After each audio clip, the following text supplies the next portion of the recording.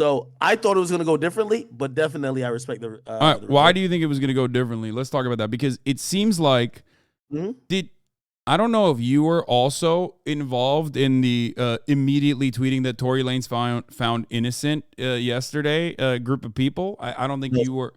Were you one of those people as well? You tweeted that as well?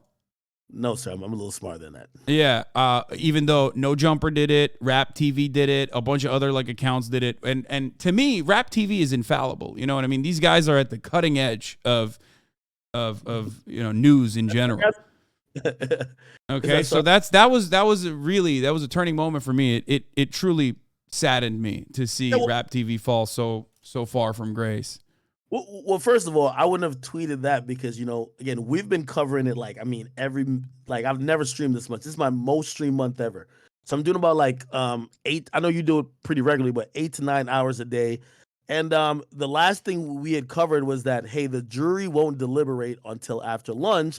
And when that screenshot came out of, oh, no, this is what the result is, that result was before lunch was even over. So I just knew it was impossible. You know what I mean? So, I on one of I would say the better moments for me, despite some of these people who I do respect, I chose to kind of wait up and we quickly found out now. Yeah. I mean, they all had to delete their tweets, but regardless, but the reason why I was looping you in with the rest of the people covering this is because it did come across like you were, I would say, a little bit on Tory Lanez' side. It does seem like that, right? I mean, you definitely thought that he was, I guess, innocent. Is that what it is? I mean, you were a little biased, which I think you admitted as well. So let me address this, right? Being on Tory Lanez's side and then almost seeing information that you believe that's being presented from a whole bunch of different sources that you now fall one way or the other. I don't think we're picking sides like, oh, this is my guy, here's my side. You start to gain a belief. Now, granted, I'm not like Reuters or something like that, who is going to be like, they're supposed to. Reuters and AP, if they're delivering news or delivering information, hey, just be completely just like neutral, just say it and just get out of the way. I'm a person, so definitely if I'm hearing a bunch of things or a bunch of information that might question it, and also I'll say this, I've always said this, and I said this about 20 times before the verdict came down. This is when we heard that there was a verdict. And I said, listen, there's a lot of new people. There's because I multi-stream now. And I'm like, there's so many new people to my stream at this moment. I said, if you guys are looking forward to find out if Tory Lanez shot Meg, you probably won't. This is only about if he will be found guilty on these charges. So you actually don't think Tory Lanez shot Megan Thee Stallion on the foot? Even regardless of the jury's decision. Okay, so I don't think, regardless if he was found innocent, I don't think the true story of that night will be told. Don't think so. I'll tell you. Want me to tell you what? I'll tell you what. Okay. Let's just talk about our theories then, because okay, my theory is there's an altercation. Megan Thee Stallion gets out of the car. Tory Lanez, altercation. Yeah. There's a back and forth. There's a back and forth. The vibes are off. Okay. And I think that Megan Thee Stallion says some things that are hurtful to Tory Lanez. He's drunk. He's he seems to have a short fuse. Okay. He pulls out and he starts shooting in her direction, not actually intending to shoot her in the foot, and then accidentally, either due to ricochet or directly shooting her on accident in the foot, ends up shooting her in her feet. Okay, then I think Kelsey also tries to intercept and has her hair pulled, and I think there was a fight between her and Tory Lanez as well. Now it's not like Tory Lanez is a very big dude, you know what I mean? So hold on. So again, I know people are gonna accuse me of it feels like you had a side. I've always had a side of saying, hey, listen, when I start seeing, for example, the whole narrative Tory did it, then when I started having some skepticism when there was reports that there was gunpowder residue found on two both of them. Yeah, right on both Kelsey and Tory Lanez. Yeah, that's true. then apparently there was a fight between Kelsey and Meg that might be centered around a man. Now, here's the point. I'm going to go off what you just said because that's what the prosecutor was saying. By the way, again, I'm not sitting here saying I do not accept what the jury has said, but we're going to just talk about narrative. And again, you know, you're a very smart person. And I want to know what your assumption of what that night is, because we're both working off of assumptions. No, you're right. You're right. But I'm going to ask you about the assumption that you just said. Do you really think that in any situation, or maybe do you know anyone that if they were insulted about their music, they would just pull out a gun and shoot someone? No, but I also don't think that, like, do you think Tory Lanez pulled up on Dax after he, you know, I mean, he did pull up on him, but like, do you think he threatened Dax a couple years back when he had a song about him, like when he dissed him? Yes, but that's a whole different situation. But yes, I'm following. Well, the reason why I bring that up is because, like, I feel like he has a short fuse, if you will, and like you know, Okay. maybe he was drunk and felt insecure. Pulling up on Dax, right? Versus a woman saying your music sucks and you pulling out a gun. And even though we both agree that Tory is probably smaller than Meg, your first line that is true. Your first line of after you're offended is to shoot her. I'm asking you, Hasan, okay? Do you think that is if you were on the jury and that's the only story that you could hear on why he shot her, would you be like, well, makes sense? Yeah, I think they had a scuffle in the car. They had an altercation in the car. He was drunk and he came out and he shot in the vicinity, not realize. I think he wanted to put the fear of God in her and reacted in an insane way. But yeah, I do think that. I think that he got out of the car and shot at her. And, yes. And this is where, like, you know, some of the, you know, some of these details might elude you because, you know, I'm not too sure how closely you've been paying attention to it. Go back to Meg Thee Stallion's Gayle King interview. She said she did not put hands on anybody that night, which would have meant that she did not physically put hands on Kelsey or Tory that night. So now, if I'm going by that theory, she insults his music and he says, fuck this, I'm shooting you. That's a little bit hard to believe. Okay? Granted, there's a witness that came afterwards that said, hey, I saw two women fighting in the streets. Granted, there's a witness who was one of her former best friends, the hairstylist, who said, in reality, there was some jealousy things and she was a little bit aggressive at the pool party before that the prosecutor neglected to say. Now, granted, I'm not saying that Tory couldn't have done it. I'm not saying that. But what I'm saying is that if I'm going only with the narrative that you're saying, bro, you don't know anyone. If I told you right now, if we're all chilling. I mean, I can address the witness take at least. I can't speak on the hairstylist's testimony, but as far as the witness goes, the reason why the witness testimony was not exactly the best testimony is not because it made Megan Thee Stallion's case look worse, but because he originally gave inconsistent testimony when the investigation was being conducted. The witness originally said that he actually woke up to gunshots, which is significantly more believable, I would say, than, you know, just being aware of an altercation happening outside and like being awake and watching it. So that is the reason why that testimony was inconclusive and pretty much unusable. You could say that is, you know, you could say that is enough for reasonable doubt, but unfortunately, the jury. Unfortunately for people who believe in Tory's side, the jury didn't see it that way because, like I said he woke up to gunshots. So he could not have actually conclusively seen who was fighting who or who was the one who was shooting. And granted, I'm going to preface every single time I talk about this, I'm accepting of what the jury has said. But if I go off your own logic, right? If we're talking about inconsistent testimonies or, you know, statements, because you are right. You're right. By the way, yeah, Megan Thee Stallion said she stepped on glass. If that's what you're gonna say, is that what you're gonna say? Glass, saying fuck Tory, a bunch of different things that would have basically said there would be no different. The only but we have additional evidence, right? Like Megan Thee Stallion didn't actually step on glass. She actually did get shot. You believe that, right?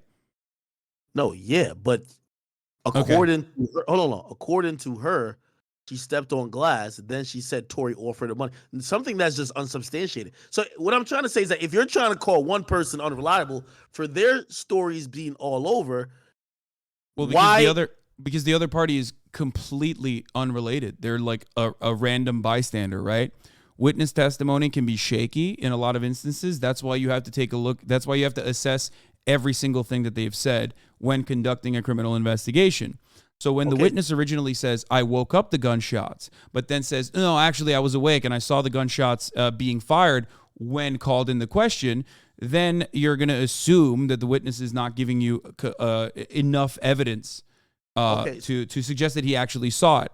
Now, wait, hold on. With respect to Megan Thee Stallion originally saying to the cops that she actually stepped on glass, well, we know what the truth is. We know that she was shot, and she said at the time that the reason why she lied to the police originally was to ensure that even though Tory Lanez had done this thing to her, that she wanted to defend him. She wanted to make sure that he wasn't a victim of police brutality. By the way, none of this was captured in the initial police report at all. They asked the detective, who was, by the way, on administrative leave, why didn't you write any of this thing down? Why didn't you write any of this down that, hey, you were worried about police killing black people? It was never mentioned till the detective. I mean, that's not something you're like gonna, I mean, it's not necessarily something you're gonna have a conversation with the cops about. Like, what do you mean? No. Well, so let me jog your memory. The police talked to Meg that night. She says, even outside of the presence of Tory, I stepped on glass, right?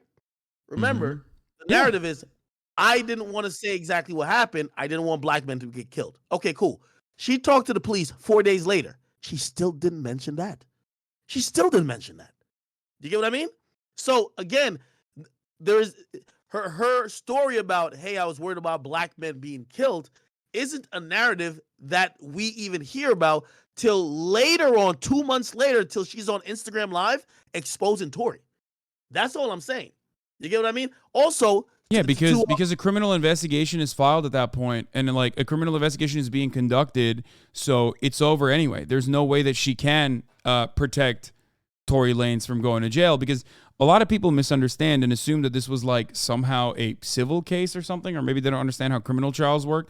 But this was the state of California against Tory Lanez for the illegal action of possession of weapon and also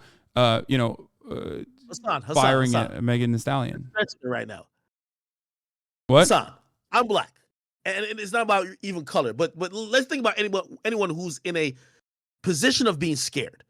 The police pull up. I am scared for whatever reason. I don't want to tell them the truth. Okay. Would you assume that if I got to a place where I am now pretty much safe, or if a couple days later where remember, I'm saying I'm not telling the truth because I don't want the police to do something to someone else. 4 days later, where the police cannot do anything to them, if that's the only reason why I didn't tell them the truth, you don't believe that I would tell them the truth 4 days later? Or do you still think I'm thinking about, oh, the police might kill you? It's 4 days. Well, I think at the time, regardless of what color your skin is, I think you just don't want to rock the boat, right? Like there could be an additional reason as you saw, the overwhelming sea of negative attention on this case directed to Megan Thee Stallion for the crime of being fucking shot. She might not have even wanted to fucking come out about this at all, considering the negative interactions that she was going to have that she foresaw. I mean, she has talked regularly about how relentlessly and mercilessly she's been bullied for things that are completely outside of her control. Like she got shot in the foot. I don't think she's I think she's a victim in this circumstance.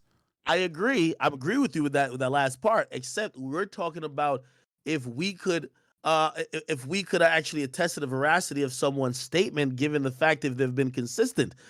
I'm trying to tell you that her inconsistency and what her reason was for inconsistency does not actually hold water. She says, I didn't tell the truth because I thought that, it was around the time police were killing black people. Well, you talked to the cops 4 days later.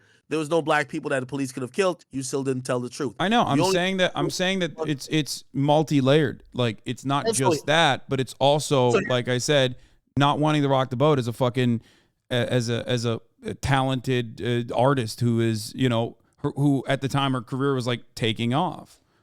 Okay, and I agree with you. And she was right, by the way. She did get fucking ass blasted nonstop by every motherfucker on the internet who was like, "Oh, you know, everyone was so quick to victim blame in this circumstance." Wait. So we're gonna act like she didn't win the most awards we've ever seen her win in her whole career.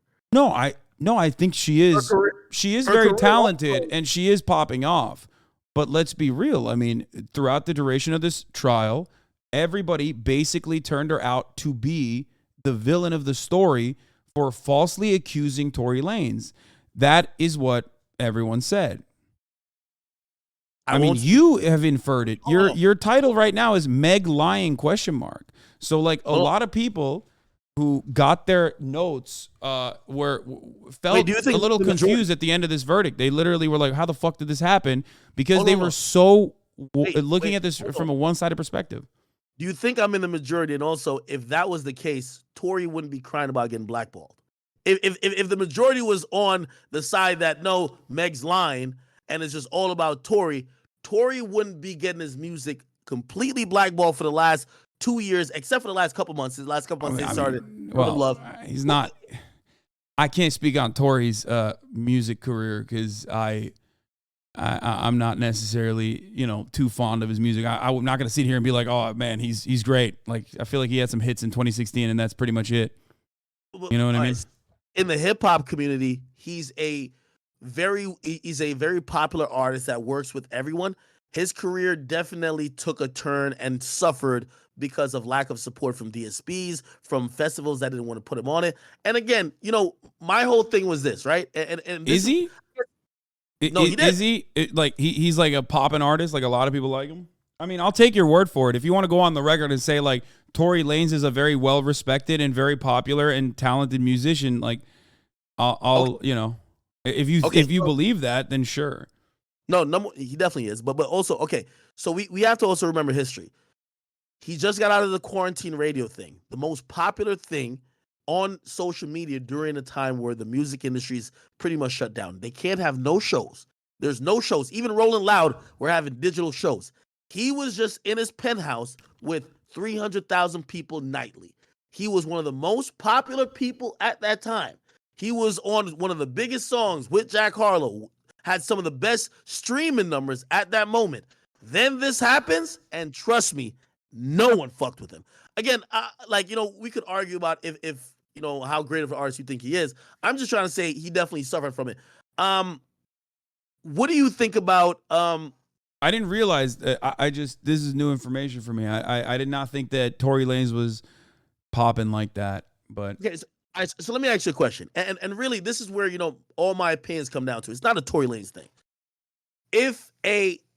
I hate to make it just man and woman, but okay, let's follow the mold here.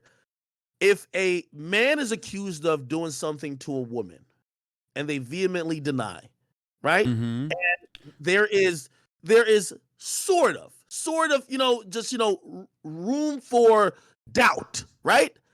And again, this is now a criminal thing, which means that this is going to get litigated at some point or another. Well, it's a criminal thing because gunshots were fired, and Kelsey at the time also corroborated Megan Thee Stallion's testimony, saying that it was Tory Lanez who shot Megan Thee Stallion. So remember, that's a very important piece of the puzzle that we're completely forgetting to cover here. It's not like the criminal. Look, busting right now. I'm just talking in general. It doesn't matter. Like we granted, gunshots or not. I'm asking you, male and female. A male's accused of doing something to a woman, right? By the way, I think it's different the opposite way around. Currently, if a woman is accused of doing something to a dude, and especially if it's not proven yet, there's no punitive action, especially by the industry that she's in and the DSPs that she rely on and the entities that surround her career that's going to say, fuck you, we are blackballing you until, are there examples of this? I can't speak of this. I feel like maybe you have some examples of this, but I don't know. Have you ever heard of Blueface and Krishan Rock? Like, we've seen her basically give him 2 black eyes. You know what I mean? Bro, what career does Krishan Rock have? Let's be real. Like, yeah, Blueface is absolutely a victim of domestic abuse. It's not like, who the fuck is rocking with her, though? All of the blogs. Hold on. All of the blogs, the Shade Room, This and Third. She has a very poppin' reality show on. Hold on. She has a very poppin' reality show on Zeus Network that basically just hypes up and showcases her beating up her boyfriend.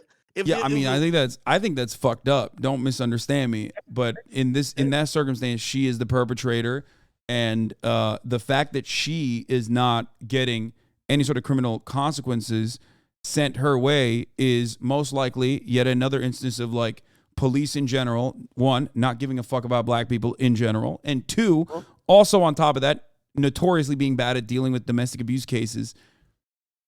And by the way, like, but I have no idea what the fuck the Zeus. I mean, I don't know what the fuck the Zeus Network is or the blogosphere that you're talking about. All I know is that for most normies, it's like Johnny Depp and Amber Heard. What about Johnny Depp and Amber Heard? I mean, that was litigated and Johnny Depp won the court case. What do you mean? But what about until he won it? That's the only thing. In hip hop, Tory Lanez was a black sheep.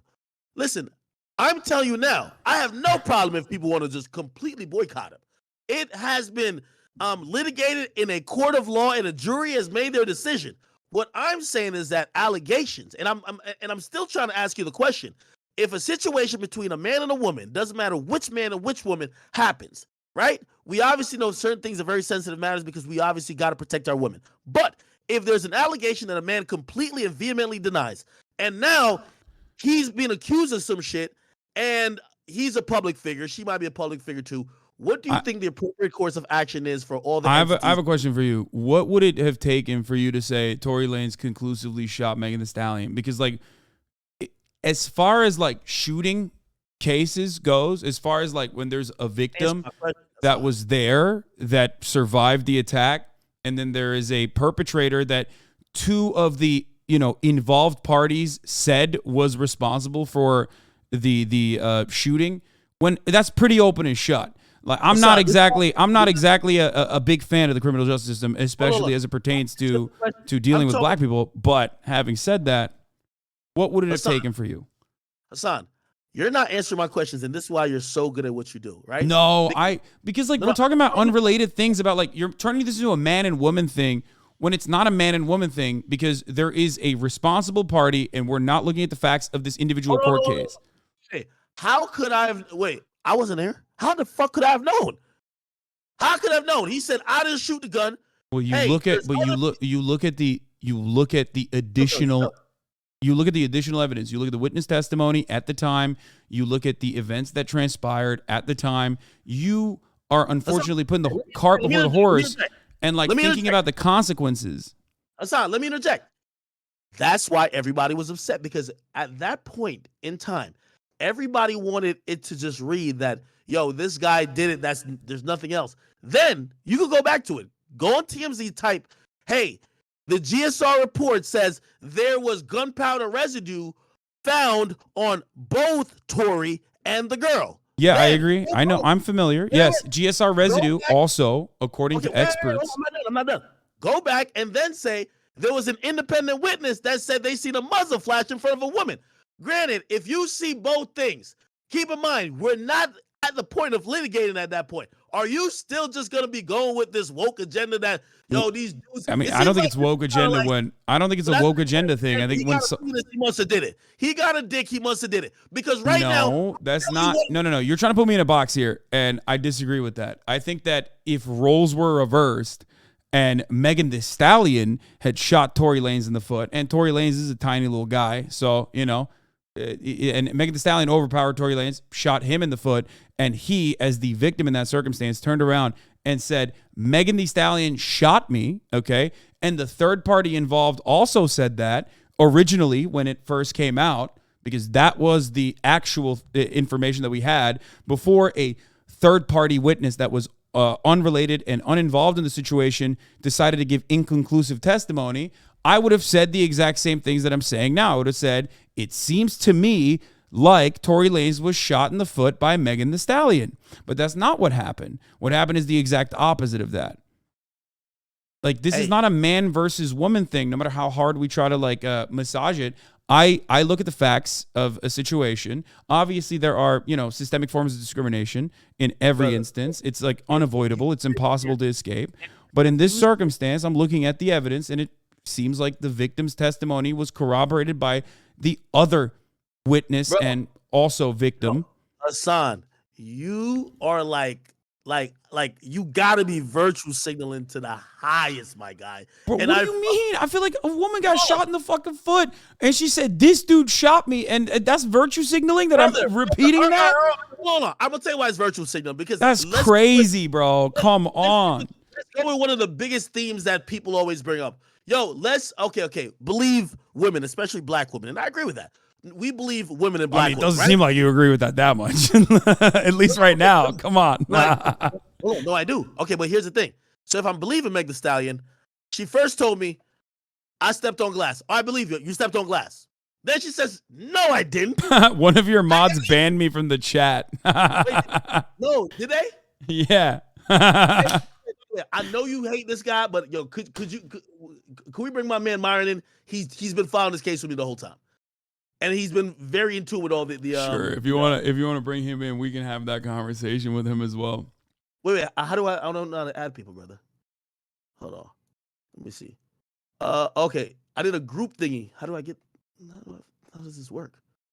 So if you need backup, I thought we were having a normal conversation. No, because we're going over facts and also narrative. Now you're bringing the Fed involved? God damn, dude. Yo, Hasan, I ain't gonna lie. Is he not? Is he not a Fed? I thought he was, but Hasan, you know you virtue signaling crazy. Yo, I'm with you on. Come on, that's an exit ramp for you. To say virtue signaling, it's just like, you care about women so much. You're virtue signaling. Like, no, I'm just looking at the situation. Like, someone got shot. They said someone got shot. They said this person shot me. I'm like, okay, it seems like that could be true. This would be a crazy conversation, right? Hold on.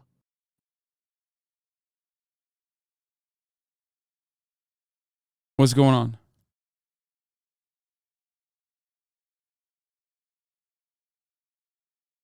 Hello?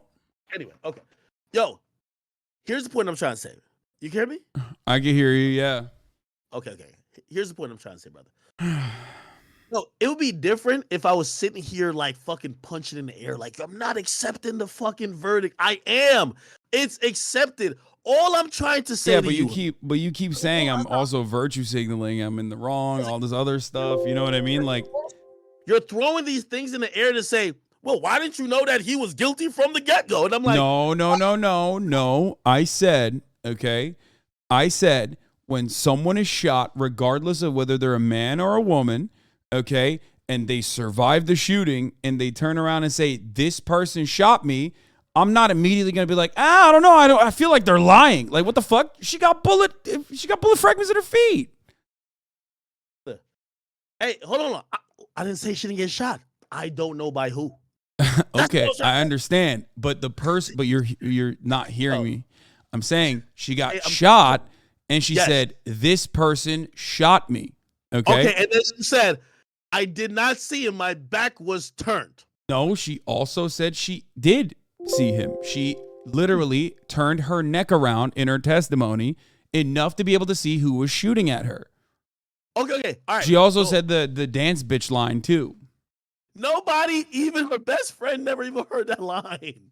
Okay, but it doesn't matter because her best friend also, literally, the more important part of this conversation is her best friend also originally in the actual testimony, the 911 calls, in every single circumstance, said that it was Tory Lanez who shot Megan Thee Stallion. Tory Lanez also apologized to every single person involved. Now, he's Canadian, so maybe that's the reason why he apologized. Canadians love apologizing. But ultimately, it does seem a little suspicious when everyone is saying that everyone involved originally in the immediate aftermath is saying this person shot this person, okay? All right, okay. So as it relates to that, let me ask you this question. So why do you think Kelsey said Tory Lanez shot Megan Thee Stallion and then pled the fifth this time around a year later?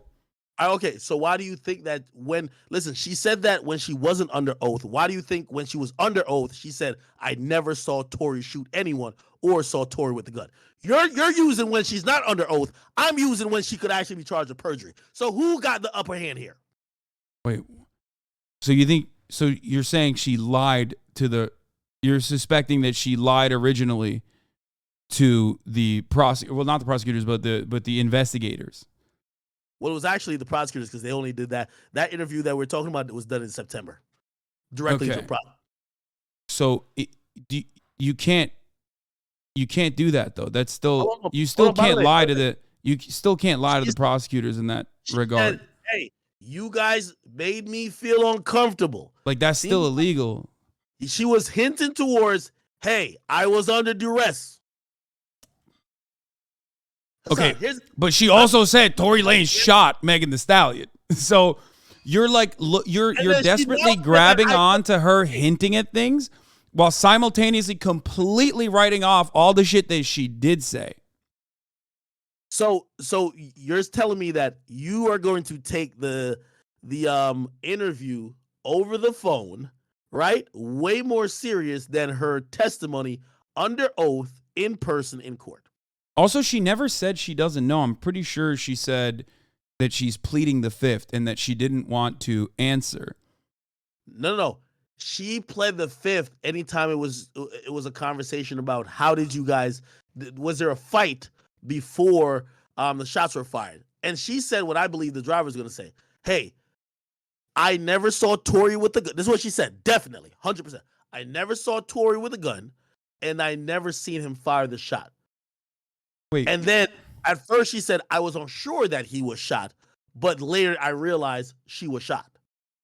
Okay, this is precisely the reason why I asked you what your speculation is, because like I need to understand like what you thought happened, because I gave you what I think happened, right? Like there was a scuffle, there was an altercation, right? And then like Tory Lanez popped off, has a short fuse, didn't actually intend to fucking shoot Megan Thee Stallion, accidentally did, you know. Little guy, big gun for him at least, you know, hard to fucking control, and he's drunk. So then, what is your take? Like, do you think there's a third shooter? Are we talking like JFK Grassy Knoll situation? Like, what the fuck happened then? Was it Kelsey who shot Megan Thee Stallion then? Is that what you think? Oh, hey, this is why I went into the whole thing by saying, are we here to find out? I said we won't find out who actually did it. Right? We're only going to find out. Okay, but come on. You are making a lot of inferences. Like, don't escape that. I'll tell you my narrative. My narrative is this. Okay. They're at this party with Kylie. At the party, I believe that, Meg, who was messing around with Tory behind her best friend's back, because the first person, and by the way, it does matter. I'm not trying to slut shame her, but it does matter who was having sex with who. Tory was having sex earlier in the year with Kelsey. She catches COVID. She goes back home. He starts messing around with Meg. Kelsey comes back into the picture, and at one of the most and first public events they're at together, they're at Kylie's house. Okay? They were drinking before Tory gets there. Tory gets there. He's trying to game up Kylie. Meg feels a little bit type of way because, number one, that's disrespectful. I invited you somewhere, and now we are. By the way, we're still not at the events that took place. Okay, but you're building backstory. Fine. You're saying it's not like victim blaming or slut shaming. It's just it's important. You have to build it, because if you think that somebody, if I diss you as a streamer, would you shoot me, brother? If I say you're the worst streamer on the platform, would you shoot me? No, of course not. But I'm not Tory Lanez. You know what I mean? Oh my! So Tory is just like this degenerate guy who's not. I mean, like, I think that he is not necessarily degenerate, but he definitely does have a, like I said, short fuse. Very insecure, short fuse, drunk, has a gun around. That's what happens. This happens all the fucking time to less famous people. And okay, hold on. Short fuse and shooting a woman is like, come on, bro. Are we gonna act like there's no levels of separation, dog? I mean, I know, but like then we come to the other side of the altercation where you are easily believing, without any evidence whatsoever, not a single person has said that this is the case. Okay, you believe that Kelsey has a short enough fuse to fucking shoot Megan Thee Stallion, but Tory Lanez doesn't. So that's why I'm like a little confused about where you are trying to go with this conversation. Unless there was a third shooter with a sniper rifle, okay? It's either Kelsey who shot Megan or Tory who shot Megan. Let me get there then. You see, in your story, hey, you suck at music. Boom, boom, boom, boom, boom, boom, boom. I say complete cap. I'm getting to it. I'm gonna speed up the story. So there's a bunch of jealousy going on. The women are arguing, but they're also arguing with Tory, which also is in line with what pretty much Meg even said on that Gayle King interview. All three of them are arguing. Kylie kicks them out. You have all three women argue, or you have two women and Tory arguing, okay? And then I gotta use Sean Kelly's testimony. The car pulls over and Meg hops out and starts to assault Kelsey.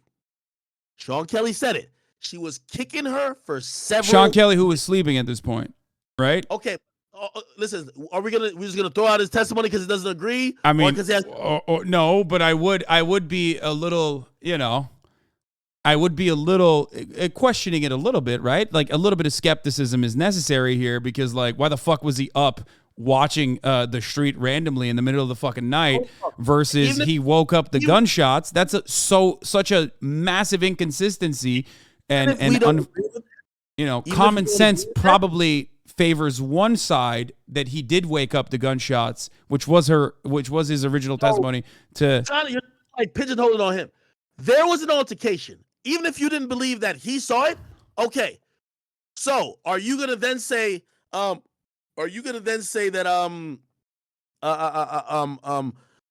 the hair missing, the pendant, the ring or the nail broken from Kelsey was not due to any type of assault? No, I do think Kelsey got assaulted. I think Tory Lanez and Kelsey had a scuffle afterwards. That was the other piece of the evidence. She said it didn't happen. She said he never put hands on me. You're saying Kelsey said Tory Lanez never put hands on Kelsey. Is that what you said?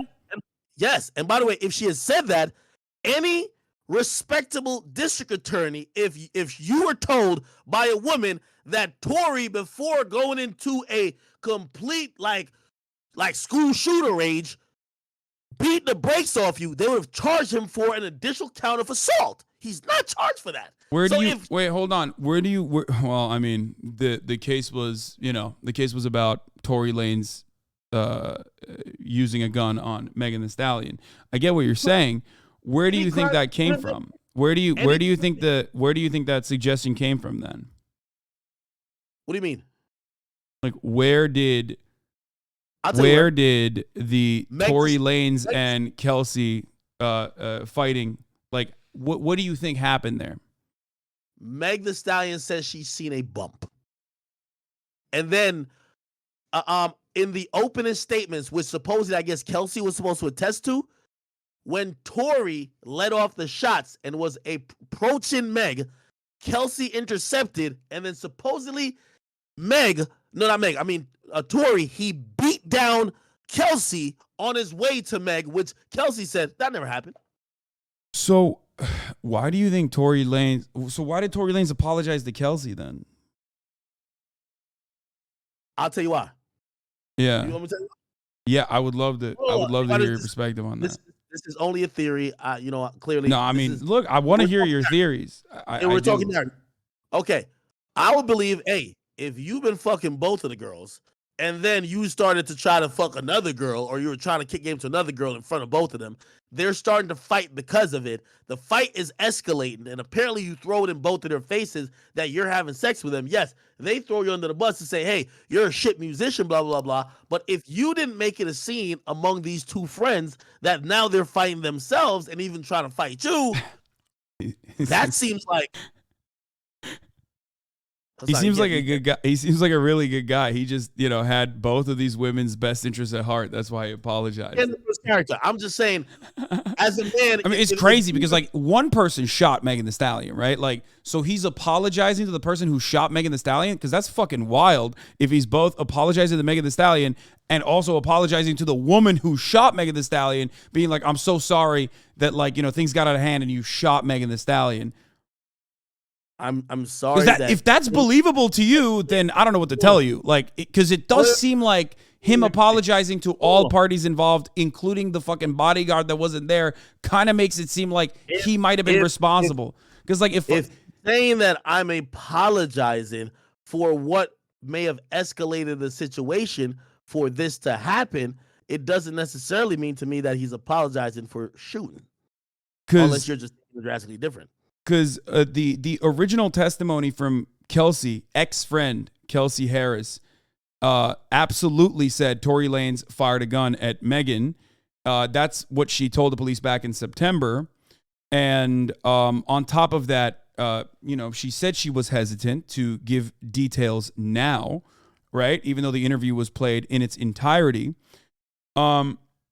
There was also, I believe, hold on. Kelsey says she started hearing gunshots. After the second or third shot, she turned around and says she saw Tory on the front seat firing the gun forward over the open right front door in Megan's direction. Kelsey was outside the vehicle, but behind Tory, and could only see Meg from the chest up. She ran towards Megan in defense mode and saw her bleeding. This is her testimony. And Tory was still sitting in the front seat, apparently in shock. She claims Tory walked toward them, and that's when Kelsey and Tory started fighting. This is Kelsey's testimony. She describes it as Tory assaulting her and adds that she did not see the gun at that point. Once they all got back in the SUV, Kelsey says she texted Megan's security, 911, Tory shot Meg. That's an interview. That's not a testimony. That's an interview. Yeah, but like that is literally, that is profoundly important. That's her account that literally played a significant role in launching a criminal investigation. But hold on. Again, are we arguing what we think happened, or we're arguing what should be proven in court? If someone says, I lied, like, okay, you can play the statement all you want, but I lied.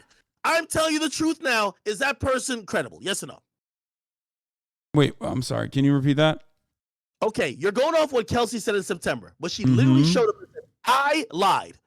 I lied. She's saying, I lied then, and I'm under oath now, and I lied. So I told you, I'm telling you I lied then. What's up? Are you going to say, okay, we're going to just ignore the fact you're telling us you're lying? I don't think, she never said she lied, by the way. I mean, she did lie. She said she lied on her testimony. She lied. Where did she say she lied on her testimony? She just said she can't remember, which is inconsistent for sure, because it was very clear when she was offering evidence to launch this criminal investigation. But I don't think she ever said I lied. She just said I can't recall. Yo, Myron's here. We just joined in. Are you guys talking about Meg the Stallion right now? Or are you guys talking about Kelsey in particular? We just joined. We're talking about Kelsey's statement.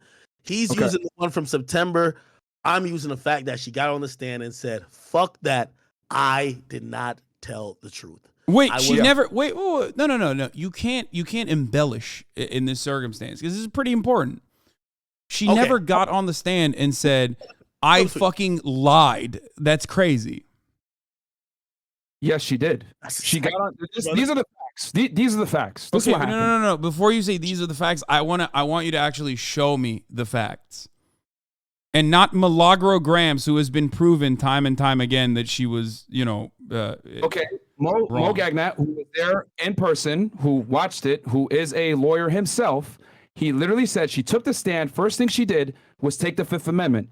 You cannot take the Fifth Amendment unless you might be criminally culpable for a crime. Then they said, listen, we'll give you immunity if you testify. Wait, what? No, you can still you can plead the Fifth regardless. Like, you can just refuse to testify. Hasan, I hate to say this to you, bro, but I used to investigate criminal activity. I know you're a Fed. I know. I've seen it. I've seen you talking about it. So I'm telling you, you cannot take the Fifth Amendment, okay, unless you're criminally culpable. That is why Gunna is not protected if they call him to testify. You can definitely say I plead the Fifth. It doesn't matter if you're like criminally culpable or not. You can still refuse to testify, even if it's a judge will overrule it. You're compelled to testify, right? If you don't have a Fifth Amendment privilege. No, it's literally, it's a right. You can just say that you are pleading the Fifth, regardless of whether it's because you're incriminating yourself or not. You can only take the Fifth if you might incriminate yourself. You cannot take the Fifth in any other circumstance. You are compelled to testify. No, you can still, you definitely still can, in any circumstance, plead the Fifth. It doesn't matter what the truth is. What? So you can just randomly just plead the Fifth? No, you can plead the Fifth, even if that doesn't immediately mean that you are self-incriminating. If that was the case, then that could be used as additional evidence, like you guys are trying to do right now. But that's not the case.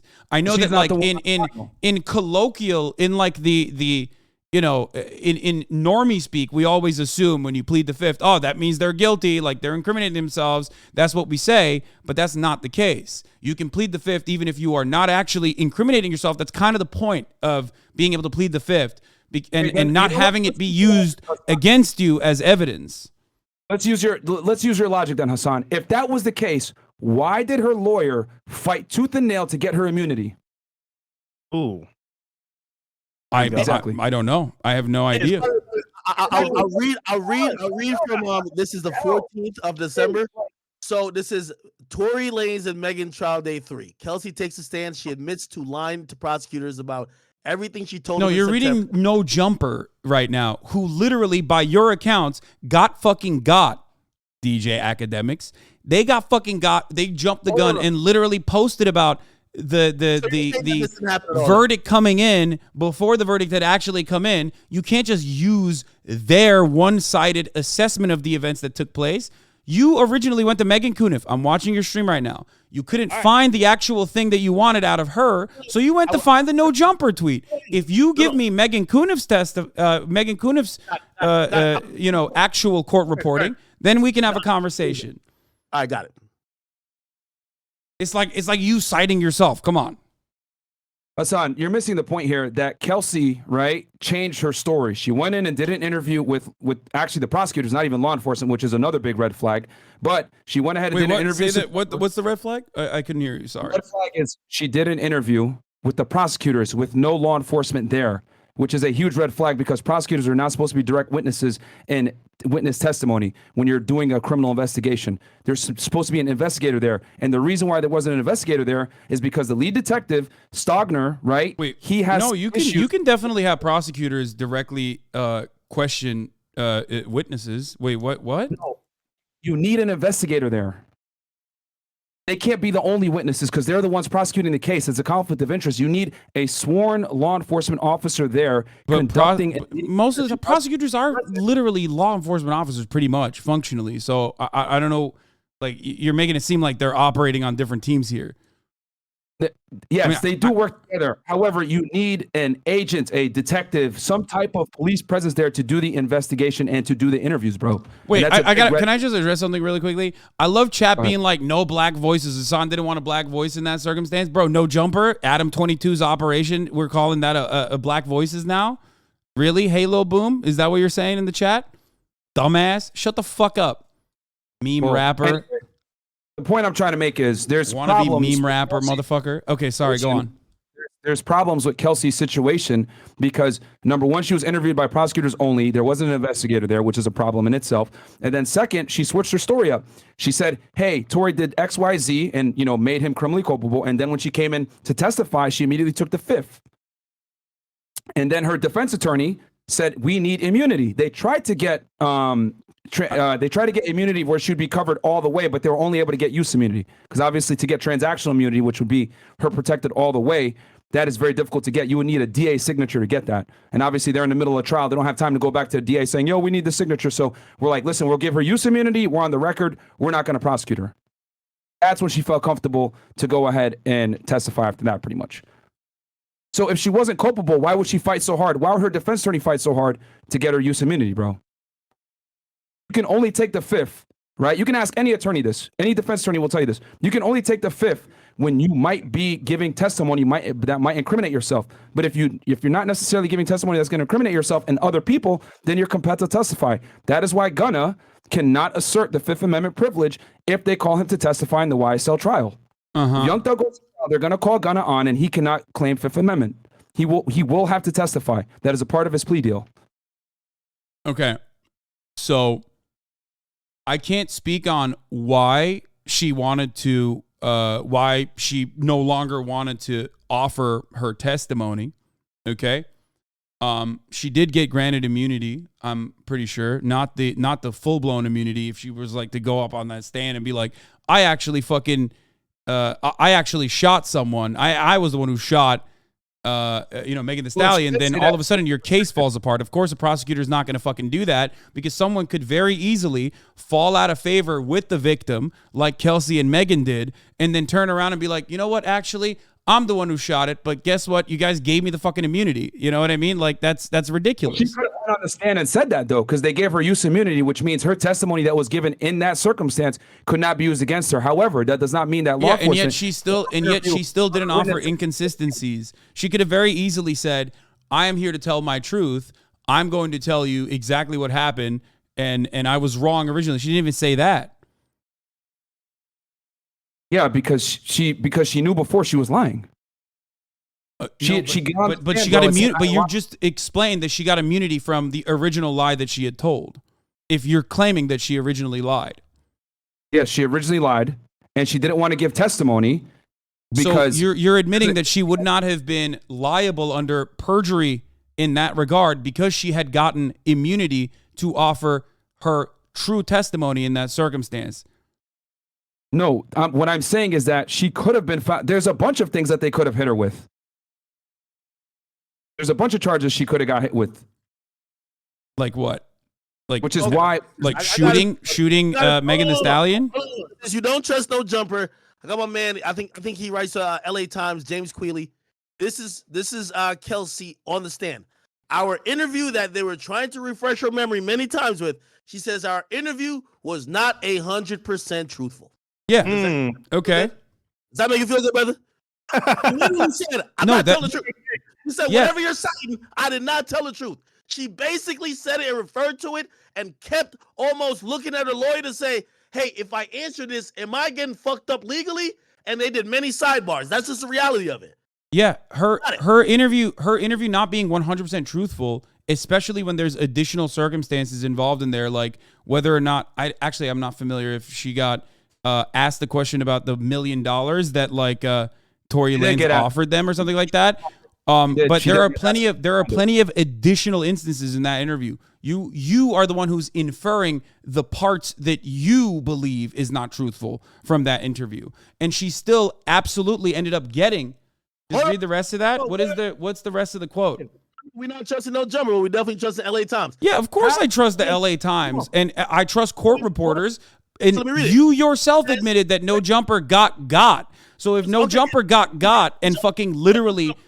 Okay, forget no jumper. Harris says she struggled with postpartum depression and a recent death in the family, and her mind isn't here right now. She also denied Lanez offered her hush money, which Megan alleged he did to the tune of $1 million. Yeah, the exact quote from her, by the way, wasn't an immediate denial. She literally said it wasn't exactly the way that was presented. I know what I'm talking about because I know what quote that was. The reason why we're bringing this up, by the way, is because she has postpartum depression now. She has a recent death in the family now. If anything, her evidence or her additional information that she's going to offer currently now and not back then is going to be less conclusive. Wait, what about this one? Critically, she wouldn't confirm she saw Lanez with the gun, which she said in the recorded interview, or that Lanez threatened to shoot her. She won't confirm it in court. That doesn't. Wait, what do you mean? That doesn't mean anything. She already had. Hold on. You keep referencing. Yes, she literally said yes because. We know, you and I both know she went on the stand and said, I can't recall anything. I have postpartum. I'm depressed. I can't recall anything is basically what she said. And then she pled the fifth. That doesn't mean that she fucking absolutely lied. That's the reason why they played the whole interview. In a court of law, if any type of witness or victim can't recall their statements and can't even affirm to it, right? Keep in mind, she's now under oath. She already acted weird with the, hey, I needed like immunity of this and third. She can't co-sign the majority of what she said in a goddamn interview, right? You think that the jury should be like, okay, let's just believe her. Really?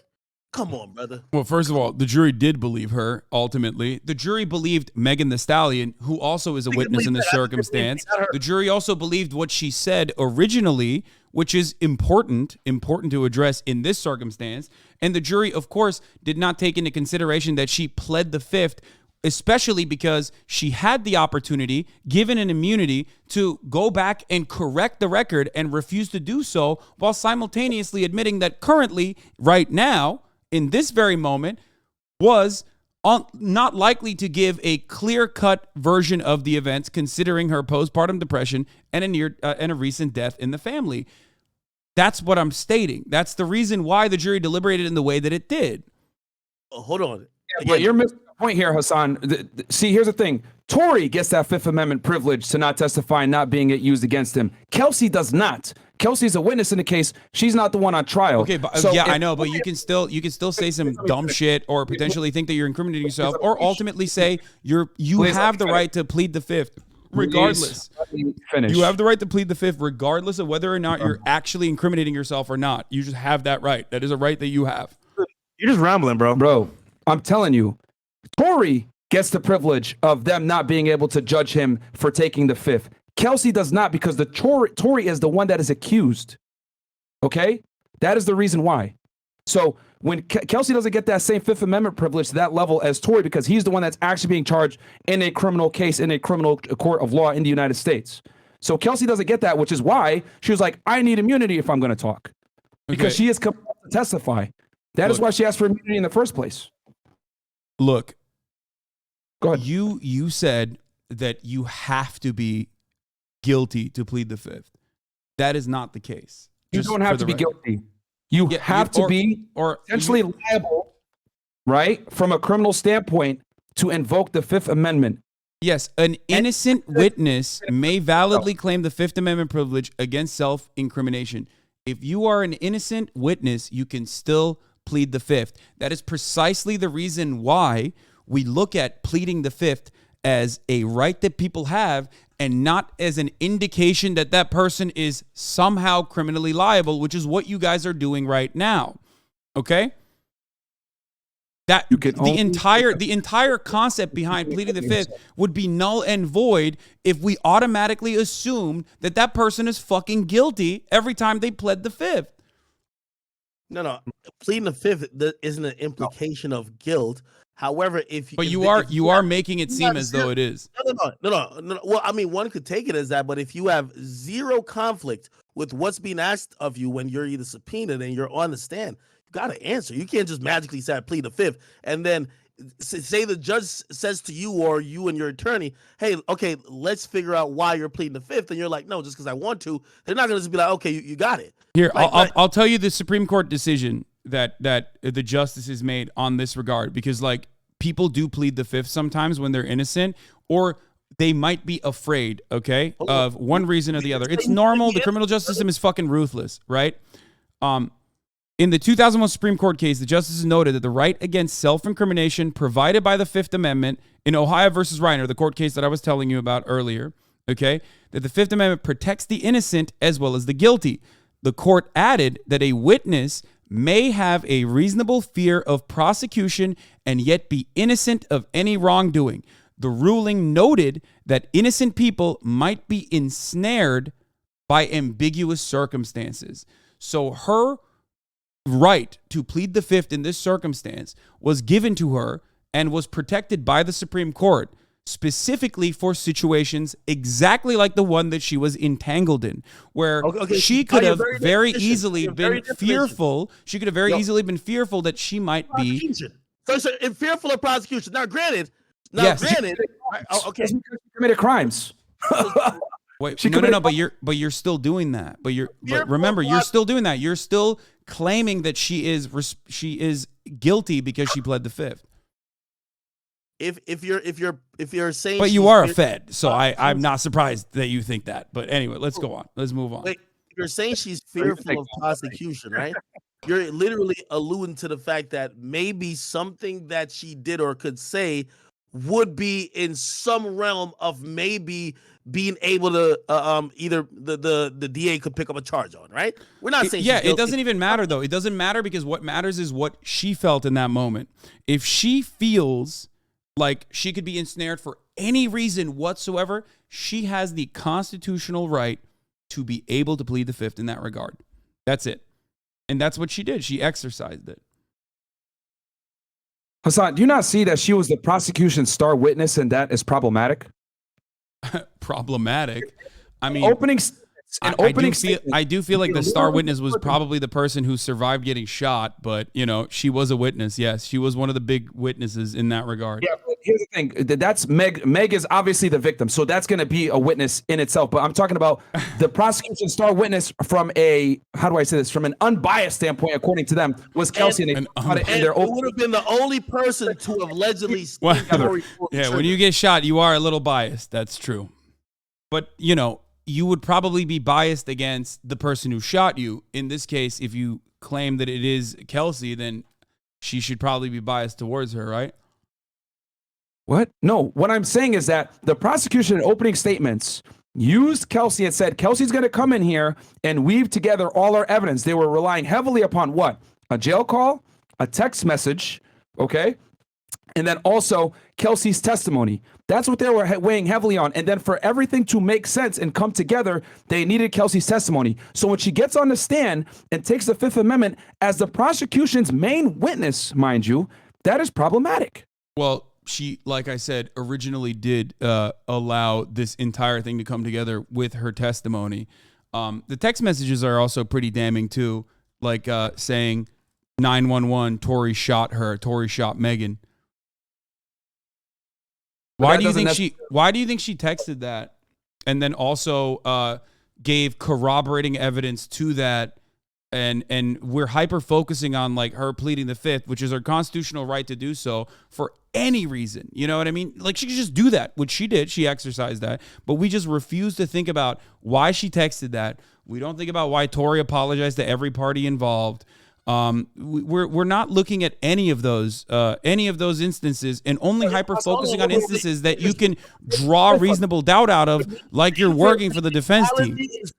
You're making an inference that the apology is for the shooting, while you're definitely absolving the reason why she would say I'm not taking a stand, period, unless as soon as she got on the stand, she said I'm pleading the Fifth. It's not that she was asked anything as soon as she got there. But so you want to make the inference that the apology from Tory, which was innocuous, honestly, didn't say what he's apologizing for. Say I'm sorry. That's all he said. But you're saying that's for the shoot. What do you think? So wait, you think he's apologizing because like an altercation happened where like Kelsey shot Megan, right? That's what you were claiming. Like you think that's a normal thing to apologize for? Hasan, the person who was adding the gas to the whole situation for the shooting. Because like, look, if I was involved in a situation in a love triangle, as you claim, right? And the girl that was with me shot the other girl, I would not text like, I'm sorry to everyone involved. I'd be like, that was crazy. Remember when that bitch shot you? That was wild, right? Like, that's what I would text. I think that's what normal humans would text in that situation. Hasan, you're operating on 2020 hindsight. You got to remember, these are women. They're emotional. They're drunk. It's late at night. They just trying to go ahead and get with Kylie Jenner. I'm gonna be honest. I think Tory Lanez was very emotional. I think like you can say that. You can say that. That's fine. But my point is he was drunk too and emotional. And when he shot Megan, Kelsey. Right? He exposes Meg Thee Stallion for having sex with men that she had originally hooked up with Kelsey. So that is how the argument ensued. So we don't know definitively if he was apologizing for shooting or for putting out Megan's. I know, but don't you think that that's like a much bigger thing that you would mention? You'd be like, that was crazy when Kelsey shot you, right? Because only one person said that would be foolish to do that. Shot another person. I mean, he's not going to sit there and be like, yo, that was crazy that Kelsey shot you. No, he's going to say, yo, if he apologizes. Really? You wouldn't. So you're in a situation, you're in a love triangle. You get a lot of women, right? I feel like, or you must. You talk about it all the time. You're in a love triangle. It happens all the time. One of the girls shoots the other girl. You're going to be like, I'm sorry. That's how it happened. You wouldn't be like, how fucking insane was that this crazy bitch shot you? Conversations that he had, women, am I right? That's probably what you would say, right? Women, emotional. Conversations he had, he's in custody and he's been recorded over the jail phone. So why do you think? No, but why do you think Kelsey texted 911? Tory shot Meg. So now you're moving off the argument. No. I'm asking you. I legitimately want to know, why do you think Kelsey originally texted that? If you concede this point, because you're saying what the text from him should be, I'm telling you why it's not like that. No, but tell me that. Just, I want to know what you mean. Why do you think Kelsey texted 911, Tory shot Meg? Hold on. So by us moving to this, and I'm going to answer it, I'm feeling like you're conceding that other point, because what you're saying would be idiotic if you know you're calling off of a jail phone to say, hey, isn't it crazy when you got shot by so-and-so? You might as well give a fucking statement. Okay, if you're just saying that because so you think Tory was protecting Kelsey? That's what you're saying, right? Bro. He's a rapper. He cannot snitch. That is career suicide. Of course, he's not going to go ahead and incriminate someone else. He's a rapper, bro. Answer the other one, because I have an answer for the other one.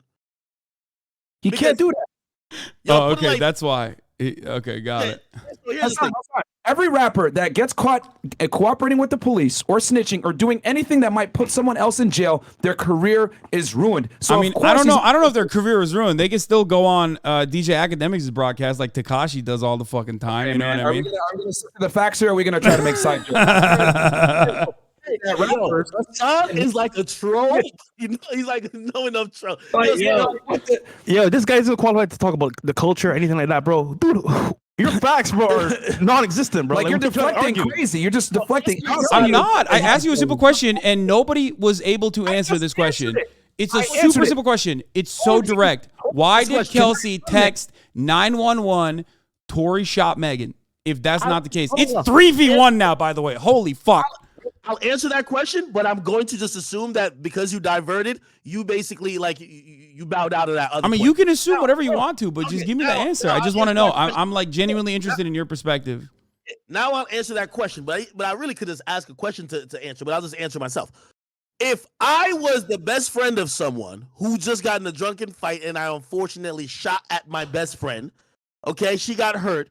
If I'm the closest person to her team, you think I'm going to text her team, hey, I shot Meg? Come on now. Would you text that? So in that situation, you think a text message is necessary, right? Like you're saying that the text message is necessary. She's belligerent enough to fucking grab a gun, shoot Megan Thee Stallion, but then also somehow has it all together. I guess like the adrenaline kicked in and all of a sudden she just like remembered the consequences of her actions and decided to very cleverly and devilishly text this ruse, even though Tory Lanez on Instagram comments has also said that Kelsey had not shot Megan Thee Stallion. And it like, so clearly like no one has said Kelsey shot Meg Thee Stallion. That has never even been brought up except for the blogosphere. Are we going to hold what Tory said on Instagram, which we don't even know if that's him controlling his page? We're going to hold him liable for that, but we can't hold Meg liable for saying out of her own mouth a different story. Well, I mean, it was used. It was used, from what I understand, when an LAPD detective, Warren Eberhard, took the stand to testify that Tory Lanez's verified IG account once commented on a theory that Kelsey was the shooter, saying that's not true. Okay, perfect. I'm glad you said that. Now, this incident happened 2 years ago. They asked that same detective, when did you see that message? Did you check the IP address of where it came from? Because you could have an Instagram account and somebody could access it from Zimbabwe. Somebody could access it from Costa Rica. So you think a hacking happened? That's why Tory Lanez, or you think Tory Lanez's Tory Lanez's interns are fighting against Tory Lanez is what you're saying? Mid-trial, when Mo went live, Tory Lanez's Instagram joined the live. You think Tory's in court joining live? I don't. But do you think someone with access to Tory's? Why is someone with access to Tory Lanez's Instagram account defending defending Kelsey? Here's my point. I'm not saying you can't use that as some type of proof, but number one, you saw it a week ago before trial when you had 2 years to see it, right? Number two, you made no fucking effort to try to at least go out of your way to prove that he's the actual one that posted it. To be fair, I don't think they needed that because ultimately it wasn't Kelsey that was on trial. It was Tory Lanez on trial because, again, going back to the main thing, the 5 points that the prosecution laid out was pretty open and shut. Oftentimes, cops not very good at their jobs, okay? I can't talk about feds. I don't know how Myron was, but clearly he wasn't that good because now he's doing a fucking PUA podcast. However, okay. However, this is one of the instances where it literally does seem like they had a lot of evidence, right? Like, I mean, holy shit, they had the witness who survived. Petition more than you. brother, you gotta run for office. Like the way you're able to duck Wait, out what of do you shit. mean? There's five points of evidence that are so conclusive. You move to another one, and then when we try to get you there, you flip to this other Bro, thing. your counter was someone from Zimbabwe might have fucking controlled his account. The reason why they didn't even have to fucking find this is because they already had 5 points of evidence that was so damning in a situation where it was Tory Lanez versus Megan Thee Stallion. You're being stupid. You cover all type of shit, even if you're covering like the search warrants that was like executed in Mar-a-Lago. Come on. You know, if you're going to use someone's social media writings and presence, nigga, at least motherfucking execute a warrant. Instagram is going to show you exactly where it came from. They took a screenshot from the shade room. Is that what you want the fucking government to be putting people in jail for? That's what I'm trying to say. They found a screenshot. Again, it's the reason why they didn't conduct that level of investigation on that regard was because, again, there was no like Kelsey is the actual shooter theory. There was no evidence that Kelsey was the actual shooter. One of the most damning pieces of evidence was also Kelsey's own fucking text message saying 911 Tory shot Meg. If the police haven't done their due diligence and done their fucking job, you want us to consider some shit off Instagram? At least fucking run a warrant, okay? At least get the information in a right format that the jury could have some validation to the shit you're presenting. You're presenting shit like a blog. Unfortunately, Akademiks has no like, I have no, there's no like fucking, you have to meet Akademiks, you understand, they didn't need to do that because it was, present it in court. Yeah, but they didn't. But you know that they didn't need to do that. You know what I mean? Like they didn't need to. You understand why I'm saying they didn't need to, right? But you're actually relying on it to make your point. So if they didn't need to do it, why are you relying on it to make your point? Well, I'm bringing it up because I think that it's already there's already enough evidence, as I've shown time and time again, as to why I feel the way I do about the situation. I'm not even getting emotional about this, but it seems like you are a little bit. Here's the thing. Let me take this, bro. Let me take this. Hasan, you have I like the bottom attacks, which is fantastic. But you know what? Let's go over each piece of evidence and actually talk about each piece of evidence with facts versus you making jokes ad hominem attacks. Number one, the jail call. He never actually admits to shooting at Meg. He's just profusely apologizing. The text message.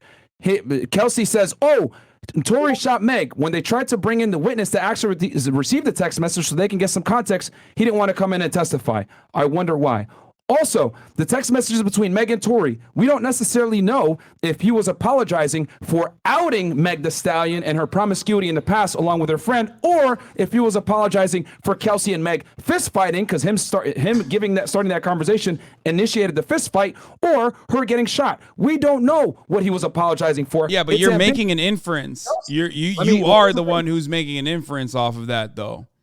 I'm inference off of what exactly? Like you are using that, like that in and of itself, apologies in and of itself, depending on which state you're in, are not admissible as evidence in court because of the things that you just mentioned, right? Like from what I understand, I don't think they're admissible as evidence in court. I'm not using that as like evidence. I'm telling you that in and of itself, when we're having a conversation between normal human beings, is kind of odd. And the reason why I'm bringing that up is because it's a weird thing to say when there's a much larger situation at play, right? What I mean by that is this.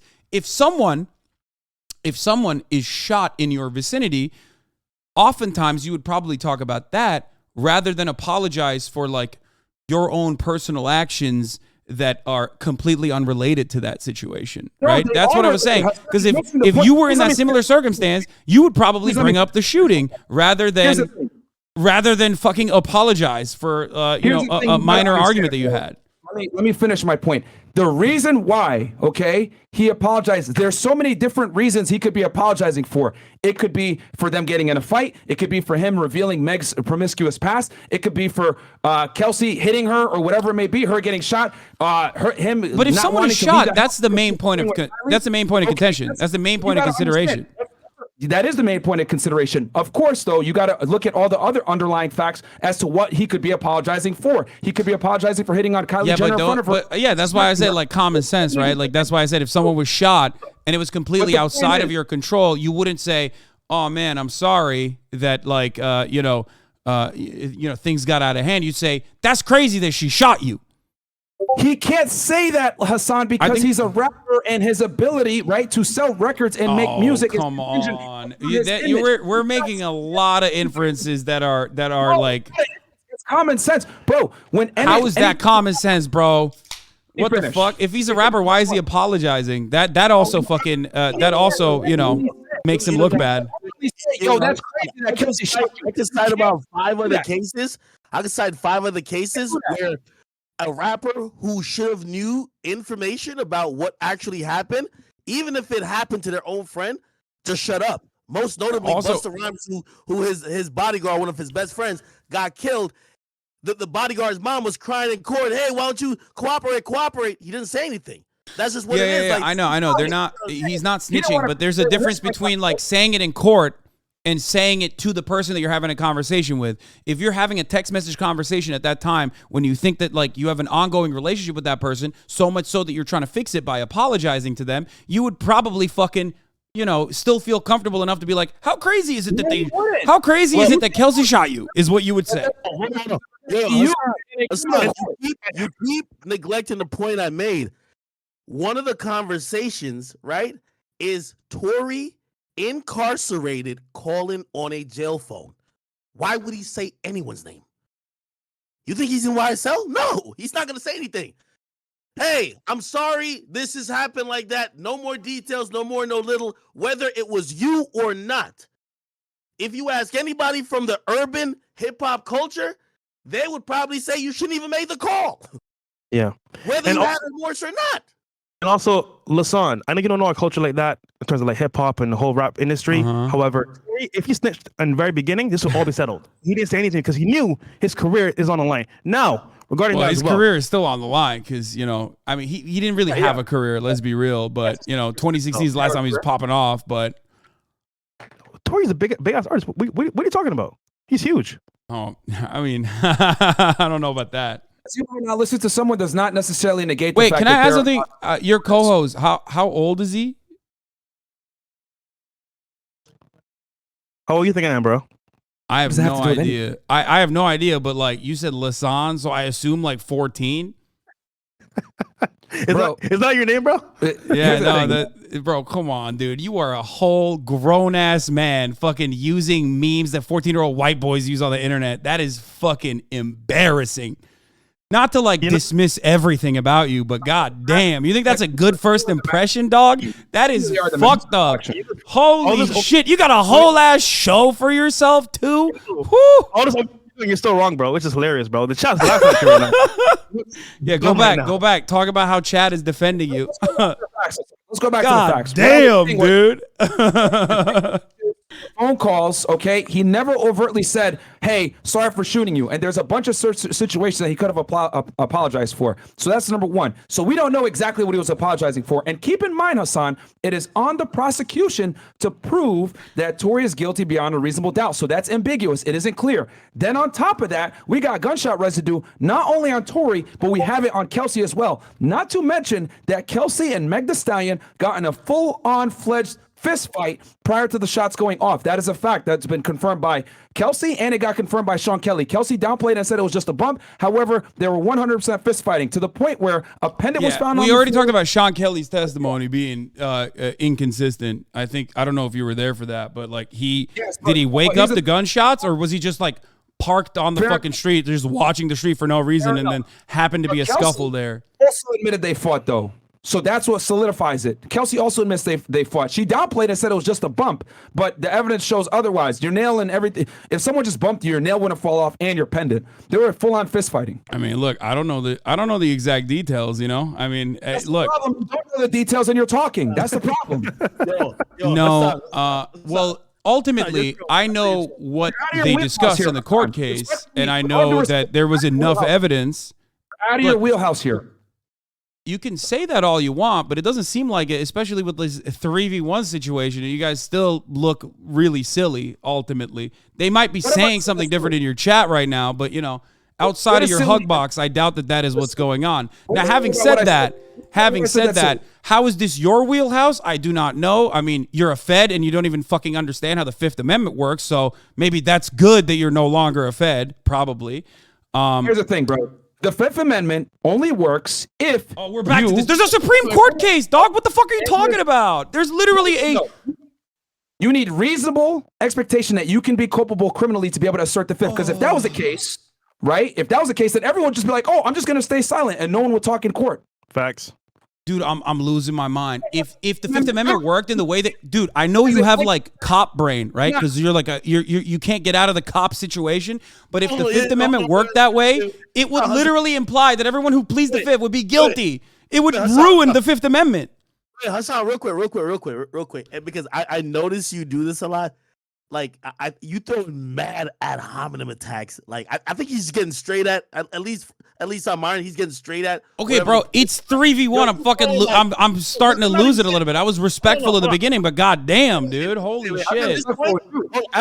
Also, your fucking 40-year-old co-host called me Lazan like he's a fucking child. Come on, don't talk to me about ad homs right now. Federal agent, bro. How old are you? 12? Nigga, he's serving our country. You making fun of him? You're lame, bro. Dead ass. So you making fun? Oh, Lasan. Nigga, that's your fucking name. Lasan. Oh, dude. Thank you. You don't even know, bro. Thank you for serving our country, sir. Thank you.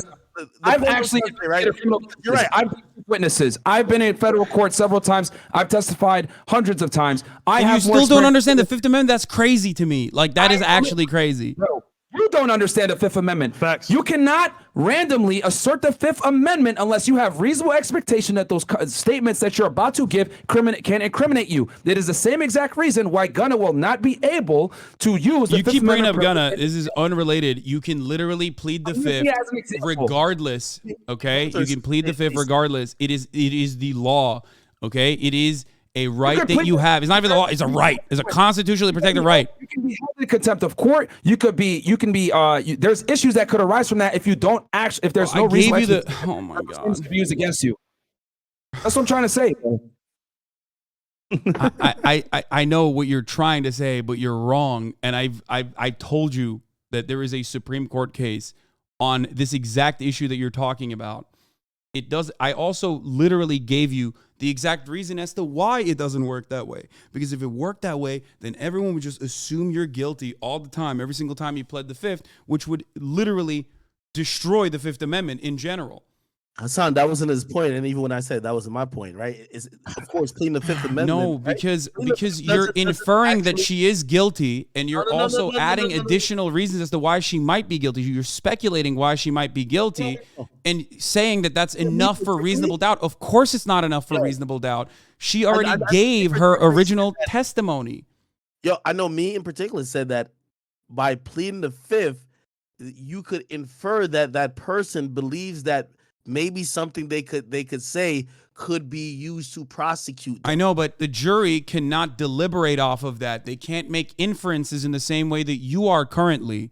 Okay, so if you want to tell your audience, you want to educate your audience on how it actually works, instead of listening to Myron and his assessment of the matter, the reality is that when someone pleads the Fifth, you cannot assume that they are possibly guilty. Myron is absolutely wrong on this, okay? You cannot speculate that someone is guilty. That only extends to Tory Lanez, because Tory Lanez is the one on trial, not Kelsey, bro. Okay? No, it literally doesn't matter. You're wrong. An innocent party. No, that's not true. You're wrong. You're just wrong. You do not understand the law that you are supposedly protecting at the point. Yo, dude, no, you're just wrong.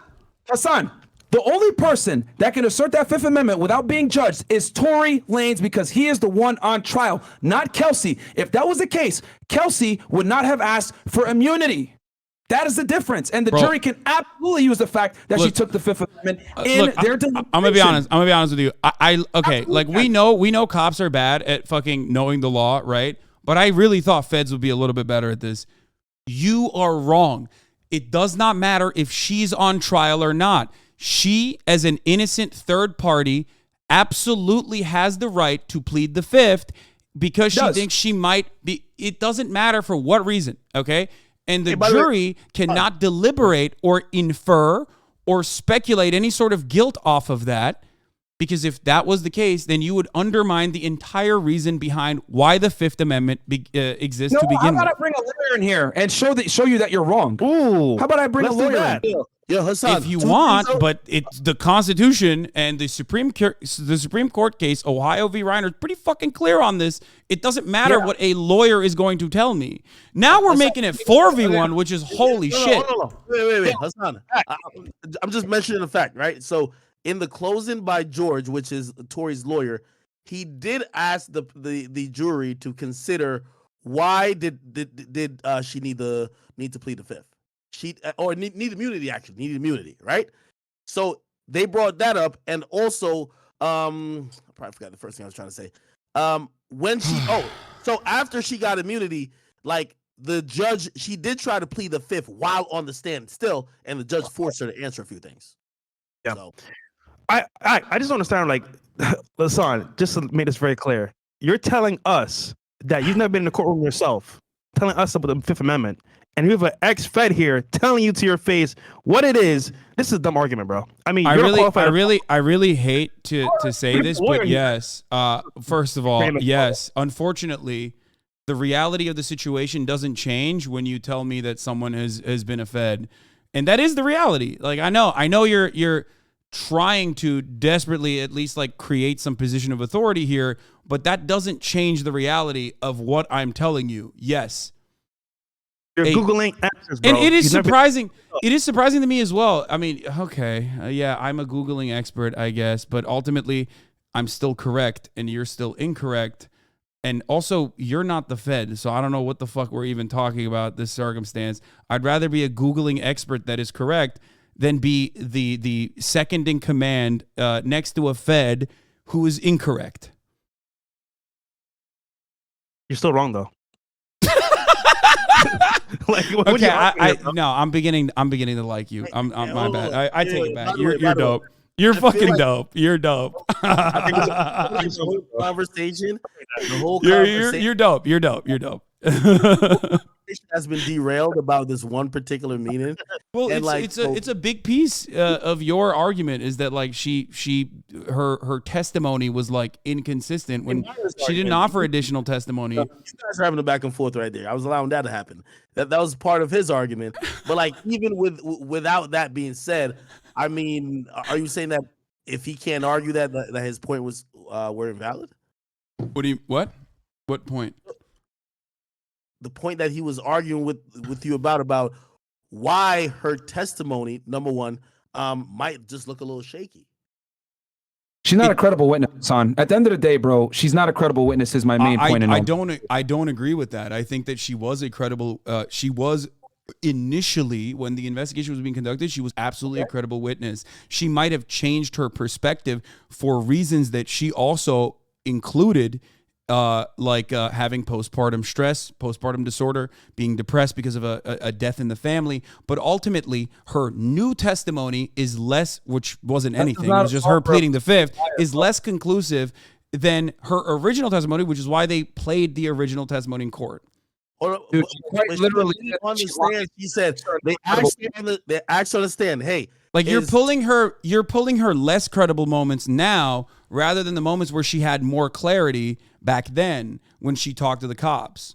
Well, I'm going to rely on when she's under oath. I'm going to rely on when she's under oath rather than when she's doing a phone interview with and it's not the cops, it's the prosecutor. She never talked to the cops. It's the prosecutor. The lead detective got put on administrative leave. She was going to show up via subpoena. They postponed it to December, and because they haven't talked to her in such a long time, because they've been requesting to try to talk to her, they say, hey, let's get something on record. And that's when the prosecutors, who you could ask Myron, even though you feel like he's not credible, you could ask, the prosecutors actually do these interviews frequently with people who are considered witnesses, or is it an agent or a detective? You get what I mean? This whole thing, like prosecutors are literally just another arm of the criminal justice system alongside cops. They're not in contention with one another. They are, unless we're talking about very unique instances where they're like prosecuting a cop. They're not. That's not how information is usually gathered. And also, she didn't recant any of her. She didn't recant any of her prior testimony. she only said, like you also pulled up, that she does not want to offer any testimony now. That's it. By the way, she can't recall, and she can't recall. Okay, all right. So a lot of the things that she had said, and a lot of things that had happened. That, how about we also mention that she also said on the stand that when they asked her, "Hey, are you intimidated by Tory being here?" She said no.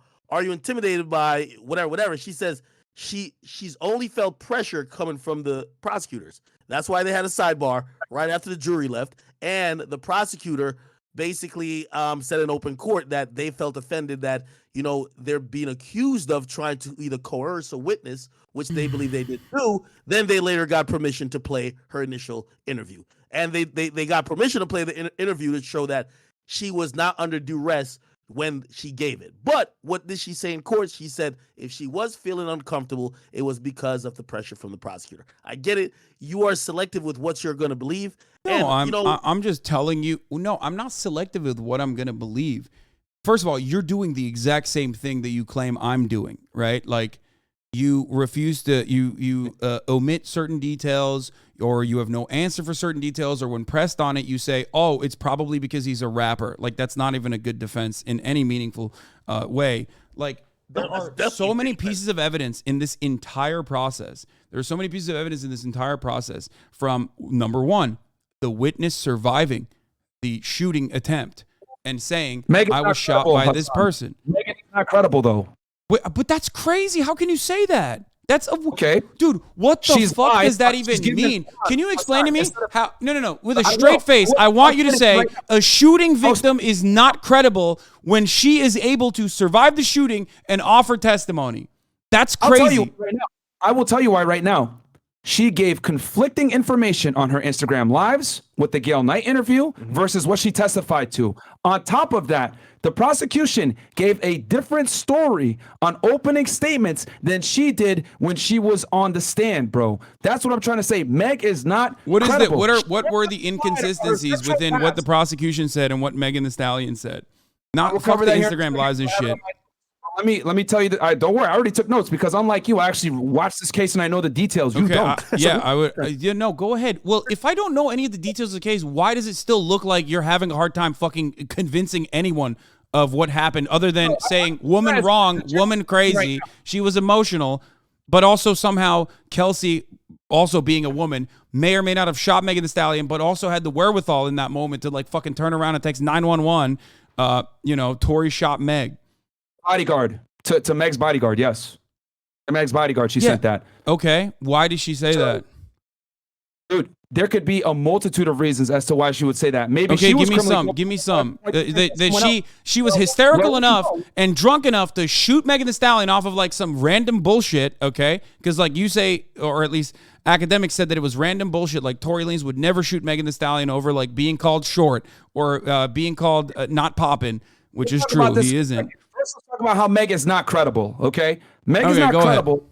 She omitted a critical factor, right, on a public interview, which the reason, how she got on a public television interview in the middle of a criminal case is beyond me. But the point is that she said, I did not have a sexual relationship with Tory Lanez. Then she gets on the stand and she admits she did have a sexual relationship with Tory Lanez. Yeah, that's first of all, yeah, of course, that's fucking embarrassing for her to. That doesn't make her inconsistent on in regards to whether or not she got shot, bro. What the fuck? It absolutely is an important fact. What? That's insane. Yeah, this is a private affair that she probably felt fucking really embarrassed by because she fucked the dude who was like 5'2" and shot her. Okay, the point here, who wasn't even popping. The argument stems. If she fucked Drake, she'd probably talk about it all the time, but she fucked Tory Lanez. Let me finish my point. The reason why that is material is because when Tory Lanez exposed Meg for having sex with not only him, but Kelsey. Bro, that's not an expose. What you're talking about is like TMZ shit while you're talking about a fucking criminal court case. Like, what the fuck? That's the reason they fought, dude. I'm trying to explain that. That's insane. But she's the victim. You're literally talking about a victim and making it seem as though the victim is like the actual criminal. She's not on trial, bro. What the fuck? It doesn't matter what she said about whether she fucked Tory Lanez or not. saying the sequence of events that lead up to a shooting does not matter. Bro, of course the events that lead up to a shooting matter, but it is fucking insane that you think this is a good case. Of course Tory Lanez went to jail because you think that that's a good enough defense. Holy fuck. Hasan, right now, let me finish my point before you go crazy and just react versus actually listening to what I'm saying. What I am saying is that she is not a credible witness because she lied in a public interview saying she did not have sex with Tory Lanez. Now, before you get out, let me finish. The reason why that is extremely important is because the entire fight is predicated on the fact that she had sex with Tory Lanez because she backstabbed her friend Kelsey. Kelsey went to Texas because she had COVID, and Meg Thee Stallion started a sexual relationship with Tory. That is why the fight ensued in the first place. But you know what? You know what? She still got shot though by Tory Lanez by her accounts. So she has to be credible and be honest. She was not. No, that part doesn't matter. That part you can fucking make an argument is like a matter of personal privacy. So of course, what she's saying in public, in a fucking interview in public, when she's embarrassed to admit that she fucked Tory Lanez because he wasn't even popping, okay, is entirely irrelevant. Like that's not something you can. That is the reason why. That is the reason why you can't. That's the reason why Tory Lanez lost, by the way, because that's what the argument the defense made.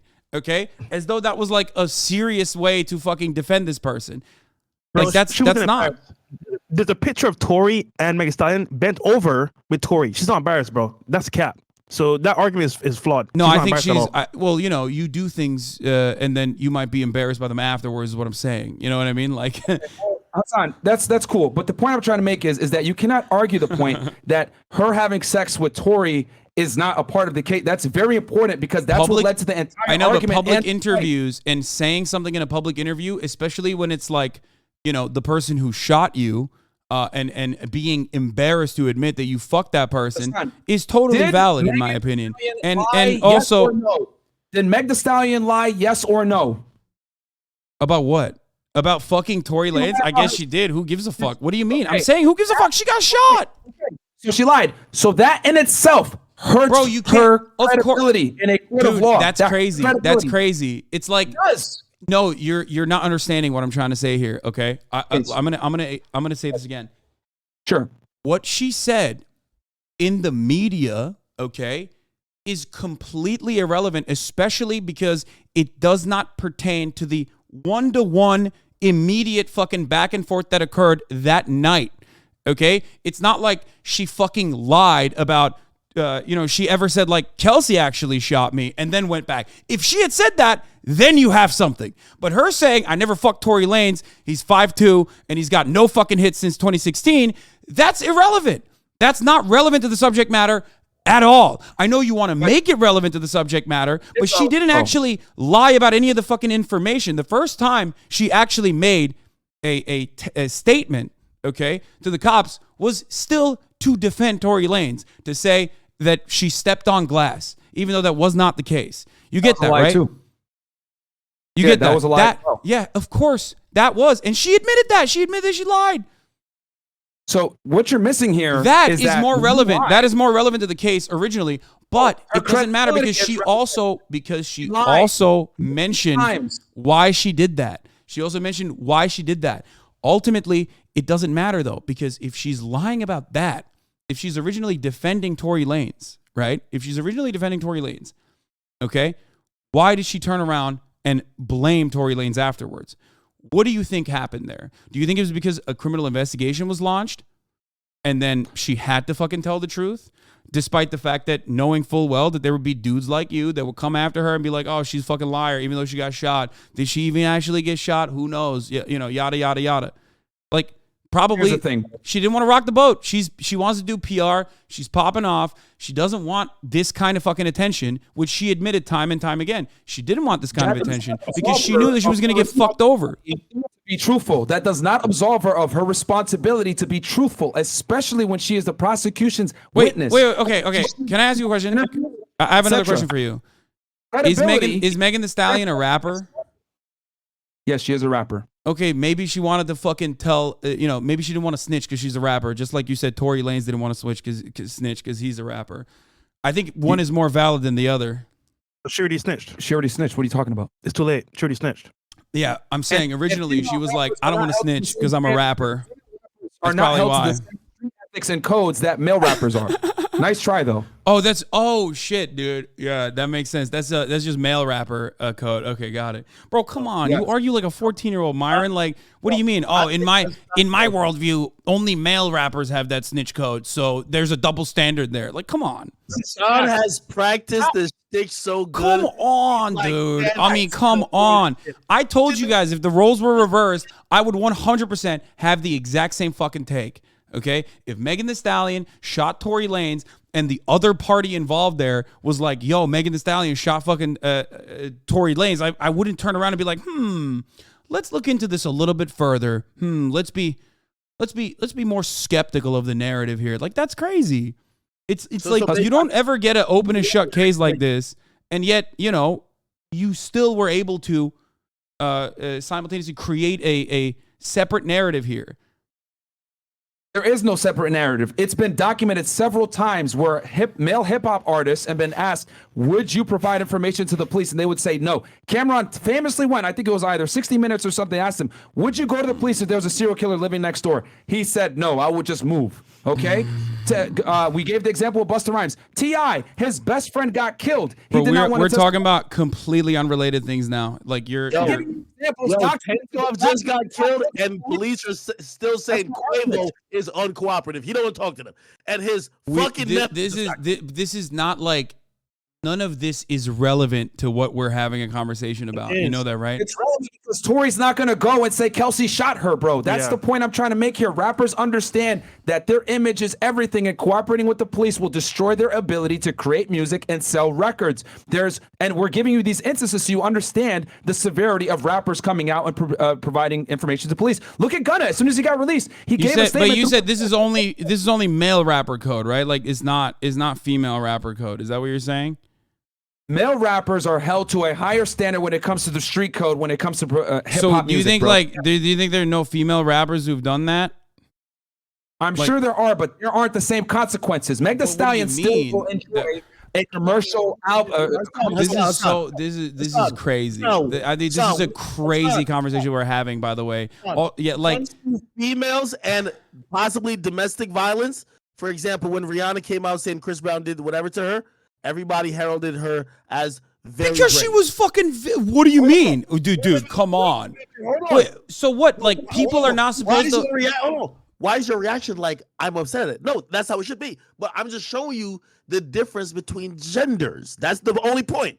You're saying you don't. Yes, because you're bringing up a victim. Okay, bring up an instance where someone fucking was the victim. Okay, and they didn't go to the cops. But it doesn't even matter because we have no. This is completely irrelevant. This is completely irrelevant to the conversation regardless, okay? There are plenty of female rappers like Lil' Kim that also went to fucking jail for a year plus 1 day for lying on the stand to cover for her fucking friends. This shit doesn't fucking matter to the case overall. You're trying to create a narrative where it's like a men versus women thing, but it's ultimately about what happened on that day, on that morning, okay? What happened on that morning?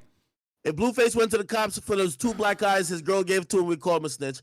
If Jay-Z went to the cops if Jay-Z went to the cops after Beyonce's sister gave him a fucking 92 combo, it was straight chops, straight to his chest. I understand what you're saying, but that is completely irrelevant to the conversation unless you're talking about, like, you're trying to make the whole Tory Lanez apologized but didn't say like, wow, that's crazy that someone shot you, stick by saying, oh, because like rappers don't snitch. That's not snitching. Going to the lawman is snitching. Saying what the fuck happened that night, that's crazy that you got shot, I can't believe this person shot you, that's not snitching. That's a text message between 2 friends at that time, okay? You don't apologize to someone who is an enemy. You apologize to someone who you want to make amends with. So my point is, at that point, Tory Lanez was apologizing specifically because he was the responsible party.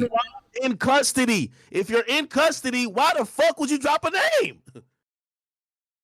Why would you drop a name? If you get locked up for, let me see what type of guy you are, right? Say you're kicking it with your little high school buddies, and let's say, I don't know, maybe one of them has an illegal gun in the car, okay? You all are locked up.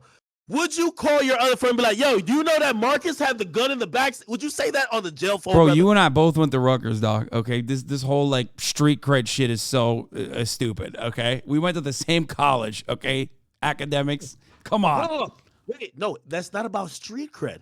It's about, bro. It's about why would you say something on the jail phone? The statement you're getting that you're trying to use as two people privately talking to each other was recorded on a jail phone. You might as well just put it in writing for the jury. It's not like they ran a warrant on his phone later on and said this was a text message that you thought you guys were the only person going to see. Anybody who has gotten locked up or if people are doing crime, not saying that I was trying to say that you're a criminal or whatever, or neither am I. But here's the point. But listen, here's the point. You're acting like Tory should have said a name when he knows the fucking warden, or not the warden, but the person who is in charge of the jail is listening to his call. I mean, he ambiguously self-snitched is what I would say, regardless, ultimately, by apologizing. That's what I'm sorry for, and you wanted him to say a name, so you wanted him to snitch regardless. Also, I thought he texted her. Am I wrong? Is that incorrect? I thought he like sent a text message as well. He texted anybody. No, he texted one of them and he called one. He called one the night of. Okay. He called one the night of. Okay. Yeah. And so wait. You know. So the texting is not a jail phone, right? Like, so why do you think he did that then? You just yo, Hasan, man. Well, I'm asking you a question. Come on. Why do you think? Why? So the texting is not the jail phone. He's not in custody. He's sending a text message. Why do you think he texted that? Oh God.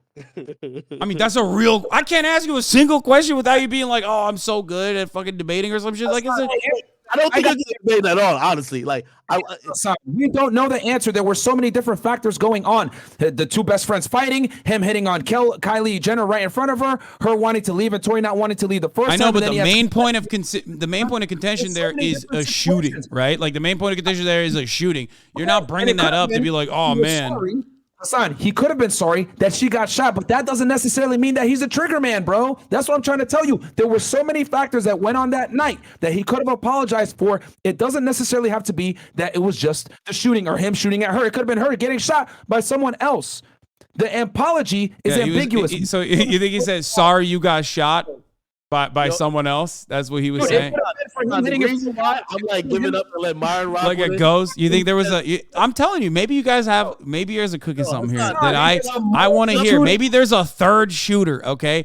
I want to know, is there, who was at the grassy knoll? Who was at the grassy knoll? Hasan, the reason why I'm giving up and I'm letting Myron rock, because it reminds me, because I watched a good amount of your content, and you sound like the same dude who was debating with Charlie Kirk, man. And I felt like you was just going in a circle while that boy was giving you the work. So I hear it now, and I'm like, yo, this is great. Let Myron deal with you, because we're not about to just keep going in a circle, bro. Like, I'm already dizzy. Bro, you're refusing to even concede on small points that we can't even go forward, my nigga. Like, it's like what? I mean, but there's no, there are inconsistencies with respect to what Kelsey said afterwards, but we've addressed them, right? Like, I already addressed them. I told you, I didn't address them. She addressed it. Like, she said it. She said why she said what she said. Whenever a witness has inconsistencies, that makes the witness less credible. Do you not understand that testimony needs to be uniform across all platforms? If you say one thing here, they get on the stand and give something here, that hurts your credibility. Well, the point is she gave nothing, though, on the stand. She literally said that she has postpartum, and also on top of that had a death in the family, and therefore she's having a hard time recalling incidents. And that in and of itself is an inconsistency, certainly, but it's one that has been addressed. And I think that it was enough for the jury to take account what she had said originally. Does not absolve you of your duty to tell the truth as a witness. That hurts her credibility. So did Meg. I'm arguing simply this. Kelsey and Meg are not credible witnesses because they gave inconsistent stories pertaining to the shooting from the beginning, between Meg getting on IG Live and giving different recounts of the event, to her getting on a public interview on television saying she did not have a sexual relationship with Tory. And that was extremely material to the situation because a fight broke out, as said by Kelsey as well, due to Tory Lanez having a sexual relationship with Kelsey. So what I'm saying is that Kelsey and Meg are not credible witnesses. And then you add in the factor that they were all... Bro, you think Megan Thee Stallion is not a credible witness because she didn't want to admit that she fucked Tory Lanez? Like, that's crazy. Come on. But that's in a TV interview, like unrelated to the fucking court case. Come on, dude. That's like everything is related, bro. I mean, if that makes her unrelated, it's like, oh, you lied when you were 14 years old one time. So like, sorry you got shot. You're not a credible witness to your own shooting. Yes, because she gave a differing story on a material fact in her own criminal investigation case. No, that is not a material fact. That is not a material fact. A material fact would be, if you want to talk about material fact, you could actually bring up the fact that she originally said she stepped on glass. That is a material fact. That is inconsistent. A material fact is not saying I didn't fuck Tory Lanez. That's important. Bro, if that was important, then the court would have argued that was important. But luckily, the jury and the criminal justice system doesn't operate like a bunch of fucking manosphere podcasters. Holy fuck. Come on, dude. Bro, she can fuck the whole team if she wants to. She still got shot. It doesn't matter. The shooting happened because she fucked Tory Lanez, which means it's crazy. That's crazy. Bro, there's good evidence that Kelsey could have been the shooter, and they argued over Tory Lanez. You're telling me that wasn't relevant to the facts? Oh, Jesus Christ. Bro, it is extremely relevant because Kelsey could have been the shooter. Also, the other part of this is that's crazy to me is like everyone's fucking mad at Megan Thee Stallion who got shot, and like no one's mad at fucking Kelsey who apparently is the real shooter. You know what I mean? There's no good evidence that she was the shooter. She did test positive for gunshot residue, okay? She and Tory Lanez both failed the GSR test. They both failed it. That's true. The DNA evidence on the gun was inconclusive. That's also true. That doesn't mean that there was no DNA evidence for Tory Lanez. That does not mean that there was no DNA evidence for Kelsey. It was just simply that it was inconclusive, okay? Those facts are correct. You are correct if you were to bring those up. Thing is that there was doubt here. There was a significant amount of doubt. We got witnesses that aren't credible. We got DNA tests that aren't being conclusive. We got that doesn't matter. Yeah, of course, DNA can sometimes be inconclusive. That's why you rely on the entire situation. That's why you rely on witness testimony. And guess what? Here's the reality. Okay, if you shoot someone, if they survive, you're kind of fucked.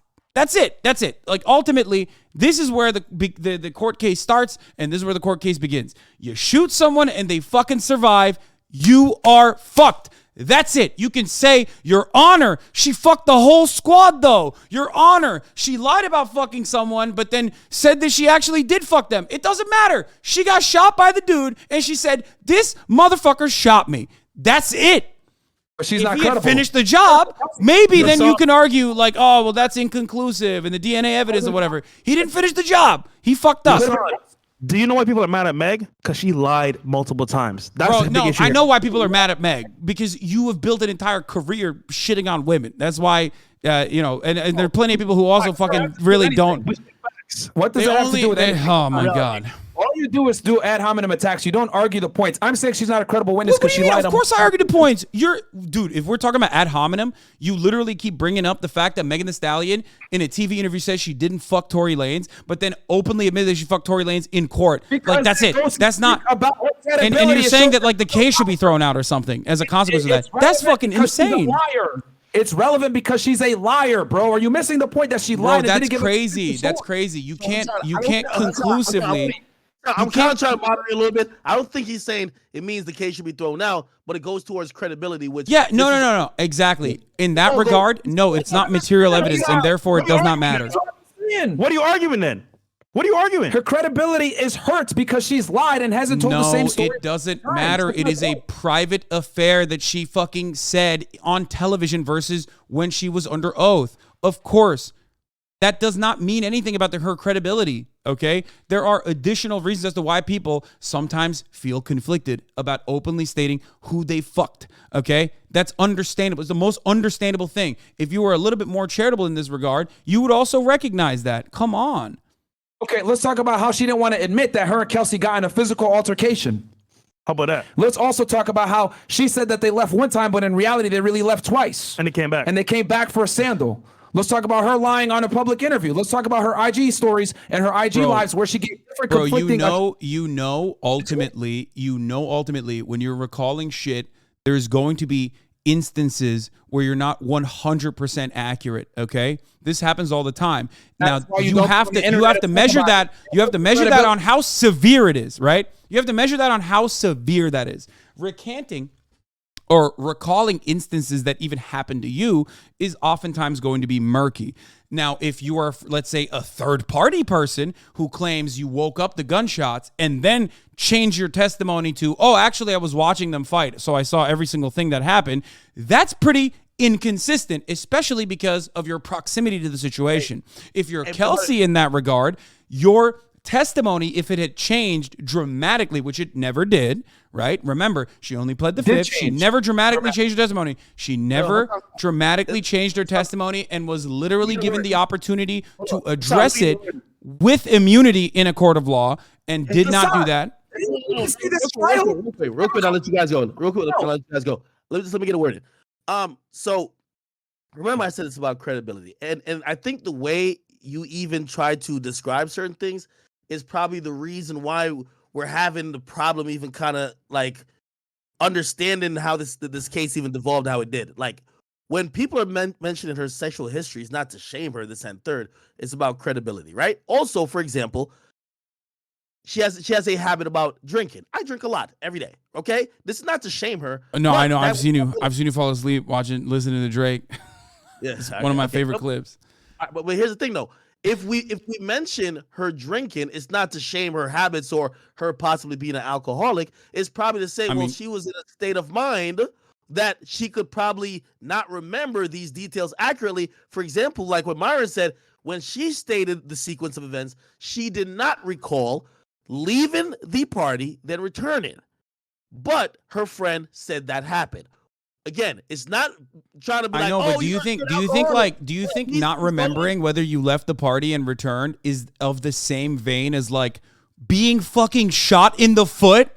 Like, come on. Of course, small details like that can escape you in a lot of instances. That's why witness testimony is oftentimes murky. There's a big difference between going, I got fucking shot in the foot by that 5'2" man right there, and saying, oh, I might have left the party, I might not have left the party.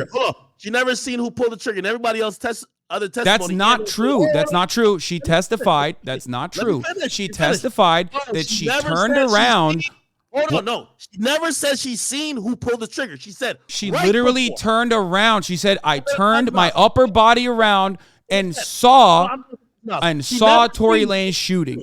No, she never seen the trigger being pulled. She said she heard dance, bitch, dance. She looked over her shoulder. She seen Tory. Then she turned back around. I'll lock $1,000. We can lock on it. She never actually seen. So obviously, by circumstantial evidence, you'd assume it is Tory. However, going back to her state of mind and not remembering, though, according to the GSR report, Tory, if the gunfire happened at that moment, Tory had to be right next to Kelsey.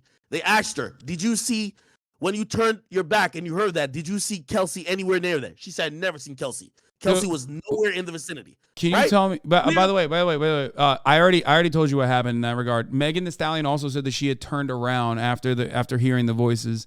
Also, Kelsey said she turned around as well. But listen. I have another question for you. But like, so you're doing the big and we remove it. Nah, bro. No, because this is literally addressed in the court. Like, we're in a loop now. I'm trying to move the conversation along as best as possible. I'm trying to move the conversation along as quickly as possible because there's one additional thing. You said he made jail. You said he made phone calls from jail. Yo, you said something that was obviously false. I am holding you to the fire saying that is false. You know what you do? let's move to another point. Wait. Okay, we can go back to that. What is it here? Go ahead. Sorry, you're right. I will have this conversation again. What is it? She testified under oath that she believes Tory shot her, right? Because she saw him with the gun. She didn't see when he pulled the trigger. She saw him with the gun before. No, she also did say that she turned around, like she was walking away from them, but when she heard noises, she did turn her upper body around. She did say that. She said that in court. In her testimony. You're trying to say the same thing I am, but you're trying to twist it in your way. Yes. Wait, what do you mean? No, she turned. Hold on. Okay, let's just find the quote. Let's just find the quote. Bitch dance. If she heard, listen, gallop, bitch, gallop. If she heard whatever, did she see the bullets coming out of that gun? Was her eyes locked with the shooter? No. She said she saw Tory with the gun. Bro, that's crazy. Okay, that's an insane. So what happened? Tory Lanez is a fucking acrobat and like he grabbed the gun out of Kelsey's hand in the fucking 5 seconds? Yeah, of course, dude. You know how fast bullets travel? It's kind of the whole point. Okay, so you're now doing the theatrics. Wait, no, of course, because I'm a normal human being with a normal human being brain. Obviously, when she says I turned around, I saw Tory with the gun. That's immediately after. After she got shot. All right, so let me give you why that's relevant. Are you gonna let me explain? Okay, exactly. I want to hear this. Yes, I want to hear why this is relevant. Once again, it goes back to intoxication and her not remembering what happened. According to her, there was no there was a witness that testified that she got out of the car and she walked towards the passenger side. I forget on which side, but that's also in line with Sean Kelly, who said there was a fight. She claims she doesn't remember that. She only remembers walking away, then hearing Dance Bitch Dance. The reason why I'm saying that, I'm not saying that she just blatantly lied about that. I'm saying because her memory's now in question because of how inebriated she's at. Keep in mind, they also said, well, if you turned around. Yeah, but it literally still, like, straight up fucking is corroborated by Kelsey's testimony originally. And you can't undermine it by claiming she pled the fifth. Hasan, her original testimony does not matter. Yes, it does. You can't just say it doesn't matter. Of course it matters.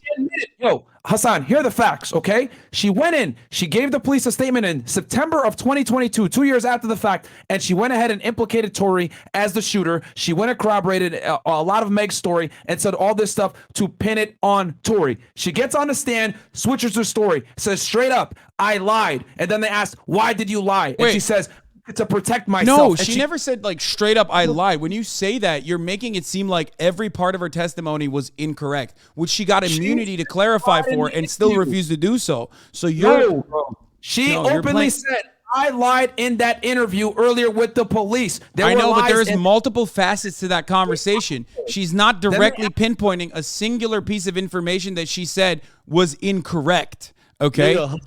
Do you realize how ridiculous you sound if someone is saying because if someone says, apples are red, okay, and then they say the sky is green in that interview, okay, and then they turn around and testify and say, actually, I lied about that interview. Does that mean apples are not red? Oh, you don't get what I'm saying. If I said I lied about something, no matter what I lied about, and she didn't even say she lied about something. She said that it was inconsistent with. Even if okay, let's go with that. You don't think your credibility is now in doubt, brother? You still think that that's a credible thing? She said she was not 100% truthful and was given immunity so she could clarify her statements, which she refused to do. She did not do that. She also said she is currently under like a lot of pressure, which is understandable, and ultimately did not reveal any additional information, but she had the opportunity to say what she lied about and change her testimony, which she did not do. So, of course, ultimately, they used her original testimony, okay? Which is incredible because she said that she lied and it wasn't true. Like, you can't use that. It doesn't work like that. This is like evidence that has been gathered. You've built cases before, right? Like, this is evidence that's been gathered. You can't just be like, okay, well, I guess we just throw the whole case away. Like, that's not how this works. Oh man, bro. I mean, come on. That's not how this works at all. You know that. You know from your own personal experience, you know that that's not how this works. The witness's credibility is everything, Hasan. Okay, and the other thing too, we could talk about the witnesses not being credible. We could talk about the lead detective being under investigation, having giglio issues, and being on admin leave. We could talk about how the police didn't properly secure the area and properly place evidence tags on all the bullet fragments and the blood, and they weren't able to get an actual trajectory of, a path of how Megan walked. We could talk about how Kelsey was sitting in the back seat behind Megan. Megan was sitting in the front seat. Tory was sitting in the back left passenger seat behind the driver. How would he have had time to go ahead and run around the corner, grab the gun, say, yeah, dance, bitch, dance, and then actually shoot her? No, he shot from the open door. He shot from the open door of the car. She said he was standing. No. See, that's another. I'm trying to tell you, bro, there's holes all over the place where there's not necessarily a clear-cut situation. Also, there's a discrepancy. Hasan, let me finish. There's a discrepancy between what the prosecution said in the opening statements and Meg. And I'll go ahead and I'll read it for you because I went ahead and took some notes on this from before. I have another question. I have two questions for you guys, right? One is about as far as Kelsey's testimony goes. When Lanez, are you serious? Let me finish my point before you ask your question. I know, but like I can't even get to this. There's like two statements now that I want to fucking talk about. Hey. We're gonna get. Just let him finish. Like, okay, go ahead. The difference between me and you, Hasan, is that I listen to you speak and I understand it. That's why I'm able to. Go ahead. You're right. I'm sorry. Go ahead, please. The discrepancy is this. Prosecutor said that Kelsey went to Meg after being shot. Then when Tory ran up to try to attack her, Kelsey got in the middle, fought Tory off, and he grabbed her by the hair. That's why her nail broke and her pendant broke, right? That's what the prosecution said in opening statement. However, Meg said when she got shot, Tory and Kelsey came at her at the same time, and she didn't make any mention of them actually fighting. So that's a huge discrepancy there. No, that's not that is literally not a discrepancy. She not revealing that piece of information might be for any million different fucking reasons, given the adrenaline-packed circumstance and the fact that she turned around and saw who had the gun. If you're getting shot at and you see who has the fucking gun, who shot you with, okay, who you got shot with, the gun that you got shot with, then obviously like that's what you're hyper-focusing on, okay? That is totally understandable. That does not make her like a non-credible witness. If this standard was applied to every single court case, literally no one would get jailed for murder. I hope you understand that. Like, there is no situation. The only thing that would be additional evidence on this would be just video footage of Tory Lanez shooting Megan Thee Stallion going, dance, bitch, dance. And even then, I feel like you'd probably still defend it. Now, having said that, going back to what I was talking about, there are two instances that I wanted to mention, including the text message that Tory Lanez sent to Megan Thee Stallion. That was not actually a phone conversation from jail. That was a text message that Tory Lanez actually sent to Megan Thee Stallion saying, I apologize. I'm so sorry how things happen. I can't remember. It was not on a jail phone. It was not actually like a snitch situation. And in that circumstance, you would absolutely say something like, oh, that's crazy. Like, I can't believe that shit happened, rather than saying, oh, I'm so sorry. Meg, I know you're probably never going to talk to me again, but I genuinely want you to know I'm sorry from the bottom of my heart, and I was just too drunk. Nonetheless, shit should have never happened, and I can't change what I did. I just feel horrible. You think after Megan Thee Stallion got shot, you think that like that's a text message that you're sending to a human being? We're talking reason, okay, within the bounds of reason. You think you're sending that text message to be like, oh man, it's so crazy. I revealed your information. Or do you think you'd be like, how crazy was it that Kelsey fucking shot you? Because this is between two parties that are still trying to make amends. Okay, Hasan, I already addressed this text message when I was going through the evidence. I told you that there's reasons why he could be apologizing. It could have been for him hitting on Kylie Jenner in front of her. It could have been on him getting a fight started between. But Megan Thee Stallion got shot. You know what I mean? She got shot. I feel like that's something you would address first, right? Okay, I get that. But there were so many things that. Okay, good. You get that. You understand that. Okay, good. I just wanted to mention that because it's not even like completely relevant to the conversation, like I said, because it's not evidence. You can't use this as evidence that like Tory Lanez shot Megan Thee Stallion for sure. But the reason why I wanted to bring this up is because like we're just having a conversation between two guys within like common reason, and reasonable boundaries would also dictate that you would most likely talk about the main issue at hand, someone getting shot. I understand that, Hasan, but what I am saying is that there were so many things that happened negatively to Megan that night that he could have apologized for any of it. That's, by your logic, that means if you tell someone my condolences or I'm sorry for your loss, that means that you were the murderer or the shooter of that person that deceased. I'm saying he's well, I mean, if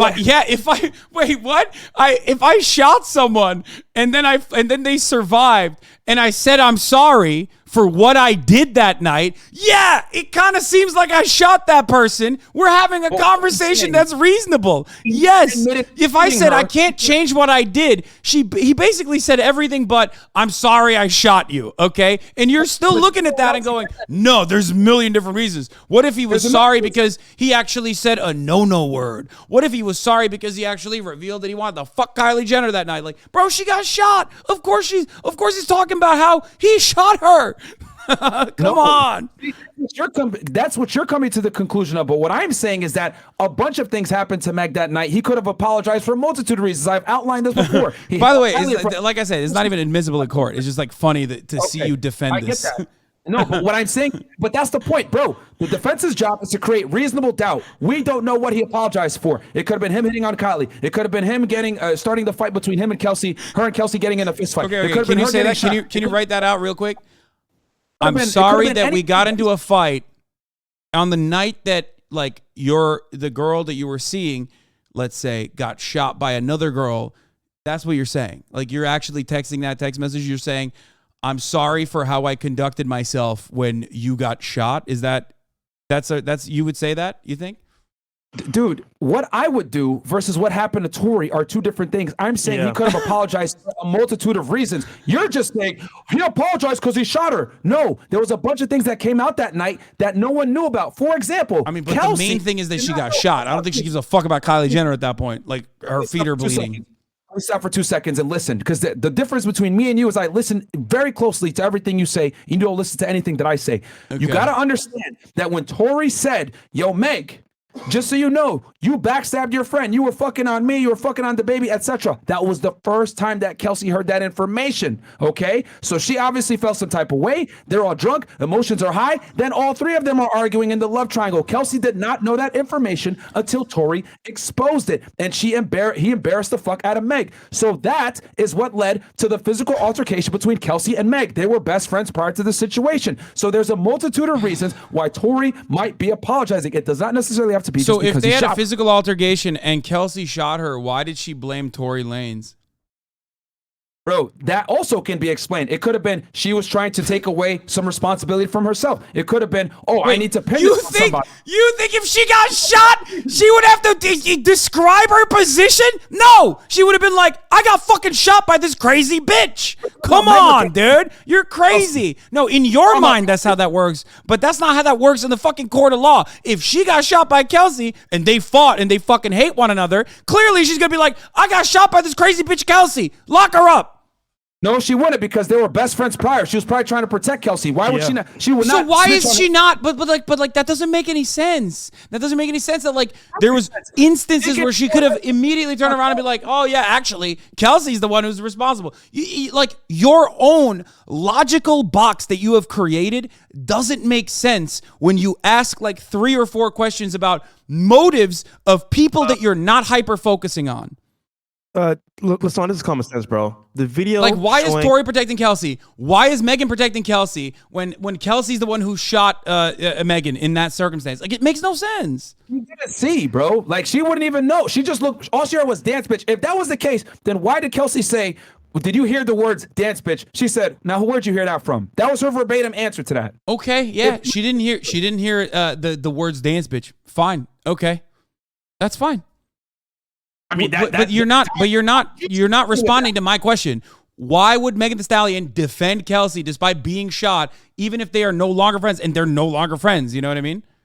Because who's the bigger enemy? You think what? That's crazy. The bigger enemy is the person who shot her. Okay, like in a situation, that's crazy that you think that like a person could literally be like, oh my God, I got shot by this woman, but I fucking hate Tory Lanez more. That's an insane inference, dude. Come on. Please use common sense. Meg only named Tory after Meg basically came out and said, I'm tired of sparing you. He said, one more lie. I'm tired of sparing you. She tweeted this. This was basically her thinking that blogs and media were trying to portray her as either part of the melee that happened that night or making it seem like she because she got shot. Okay, no, I'm not. You're saying the obvious, my guy. But I'm trying to tell you when she named Tory. I'm trying to tell you when she named Tory and why she had a reason to name him. She had a reason to name him because she felt that the media was kind of painting her in a situation where she was lumping them with her and also making her seem to be the bad guy. So she then basically threatened. Then she said, she went on live. She said, Tory shot me. Okay? Criminal charges never came till then. So if you're wondering, wait. You're talking about the IG live where Megan Thee Stallion says Tory Lanez shot her. Okay. Yeah. That was August 20th though. You made it seem like it took her years to fucking admit this. It was at least a month. Yeah, that's not all that much time. What do you mean? If she got shot and her original original reasoning in this situation was to like get away from the situation, if her original a month, like what do you mean? If someone shot you, would you wait a month to tell the police? I mean, she already actually, as a matter of fact, I wouldn't, but Megan Thee Stallion explained why she did. She waited a month because of what? Because she talked to them 4 days later too. What happened? Wait, she waited a fucking month because during that entire timeline, people were, as you already said, literally blaming her for fucking being shot and putting the responsibility on her after she got fucking shot. That's crazy. She did not originally want to fucking snitch. Maybe because she's a rapper, like you guys also said, there's a rapper code. She didn't want to snitch. She didn't want to fucking snitch on Tory Lanez. But after people fucking constantly push you to the goddamn brink and you're literally the victim in that circumstance, yeah, of course you're going to fucking come out and say, like, yeah, what the fuck is this shit? I got shot by Tory Lanez and you motherfuckers are claiming that I'm the responsible party when my feet got bullet holes in them.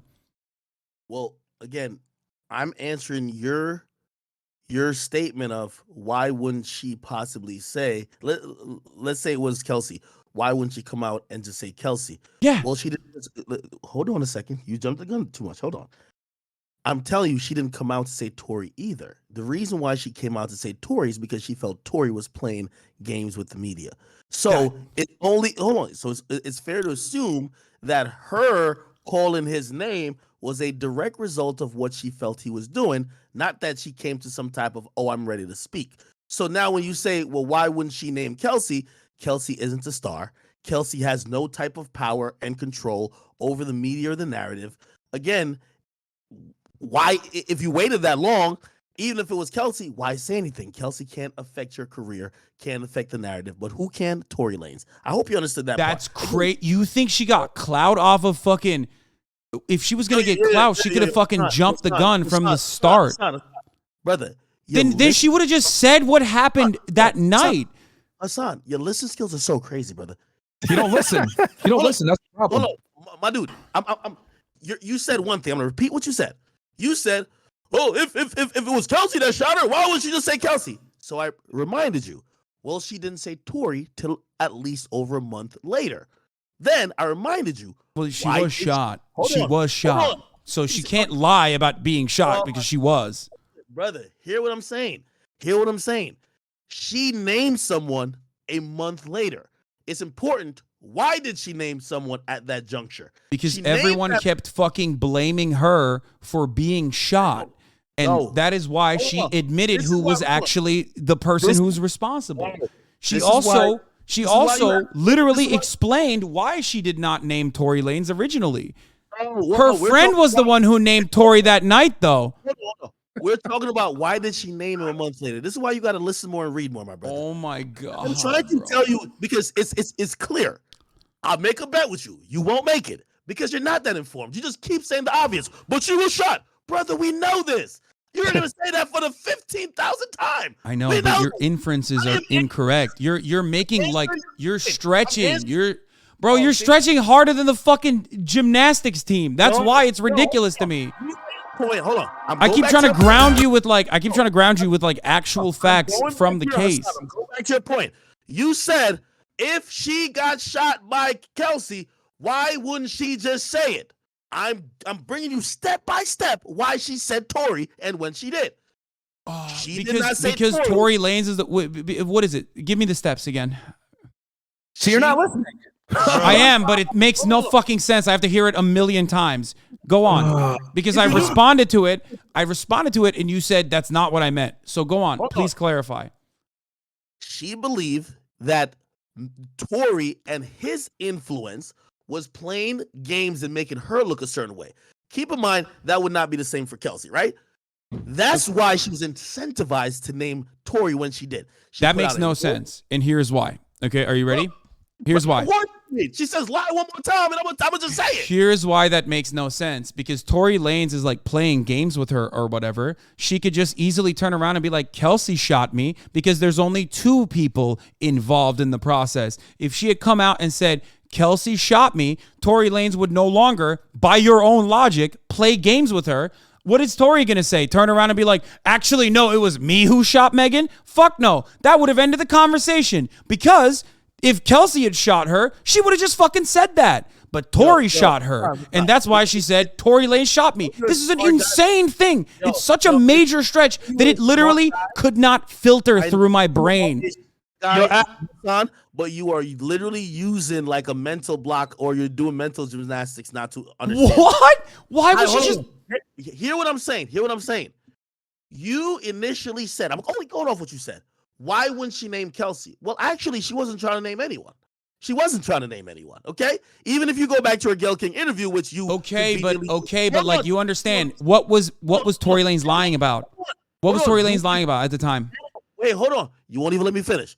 Not only did she reference it in her Gayle King interview, she referenced it even when she got on live. She said, I wouldn't have even said nothing. I was going to let it go. Okay? So again, when you said, why wouldn't she name Kelsey?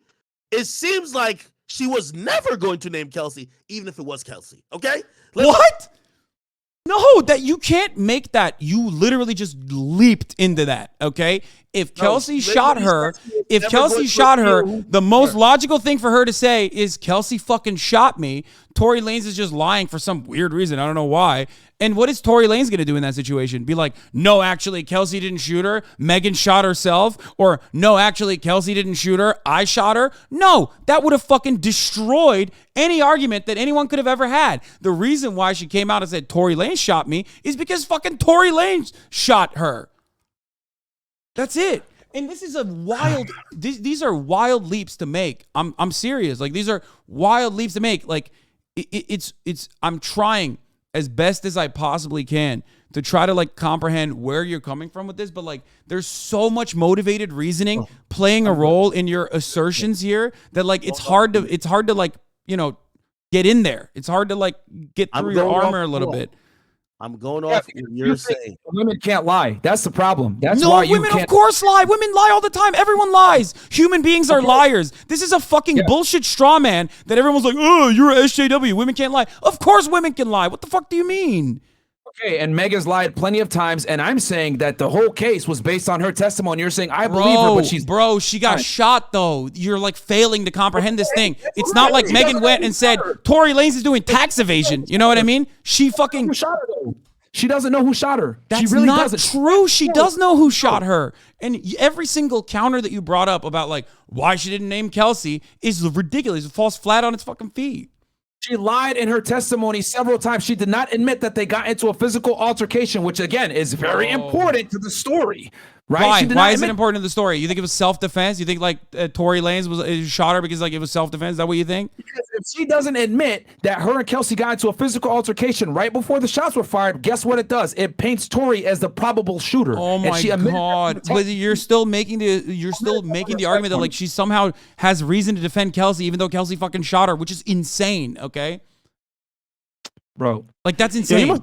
If someone shoots you, okay. If someone shoots you, in that situation, I'd probably fucking tell the cops, okay? You can call me a snitch. There are many instances where I am a victim of shit and I don't fucking, I do not collaborate with the police, okay? But this is one of those instances where I'd be like, okay, well, I got shot by this motherfucker. Hasan, this comes down to credibility. Okay? Credible witness. She was drunk. Remember, this comes down to credibility, right? Now, granted, okay, like I know you're gonna say the same dumb 3 things that we're kind of agreeing with, but just listen to my train of thought. Just think you're a juror for 1 second. You're trying to make shit make sense. I think there's a reason why both Kelsey and Meg both conveniently forgot when they may have fought each other, even though an eyewitness said they were fighting for several minutes. They both misremembered that exact part. Okay? Now, granted, I think in the defense side, that part is very important if you're trying to cast doubt, right? If it seems like a woman's just walking away and you shoot her, you seem very malicious, and it just seems like it's open and shut. Okay. But if there was a fight that was happening for minutes, for this, that makes sense. But here's what doesn't make sense. Okay, for this to work, Megan Thee Stallion would have to hate Tory Lanez more than the fucking person that she fought who shot her, and that is insane. Okay, that's my point. And that's wild. You cannot connect those 2 dots. Okay, like you're literally saying like she hates men so much that she wanted to blame a man or something. So there's a video, right? After the incident happened, the police showed up. You can hear Kelsey saying clearly, "Meg, are you okay? Meg, are you okay?" So they were still friends at that point. So they did, even though they fought, they were not like enemies. So what's the best option here? You know what? As girls, let's talk. You know what? Tory's the one that's being left out here. We're still friends. Let's put it on Tory. Pretty much, bro. That's it. They're friends still at that point. So it's like, bro, your argument, I get it, but they're still friends at that point.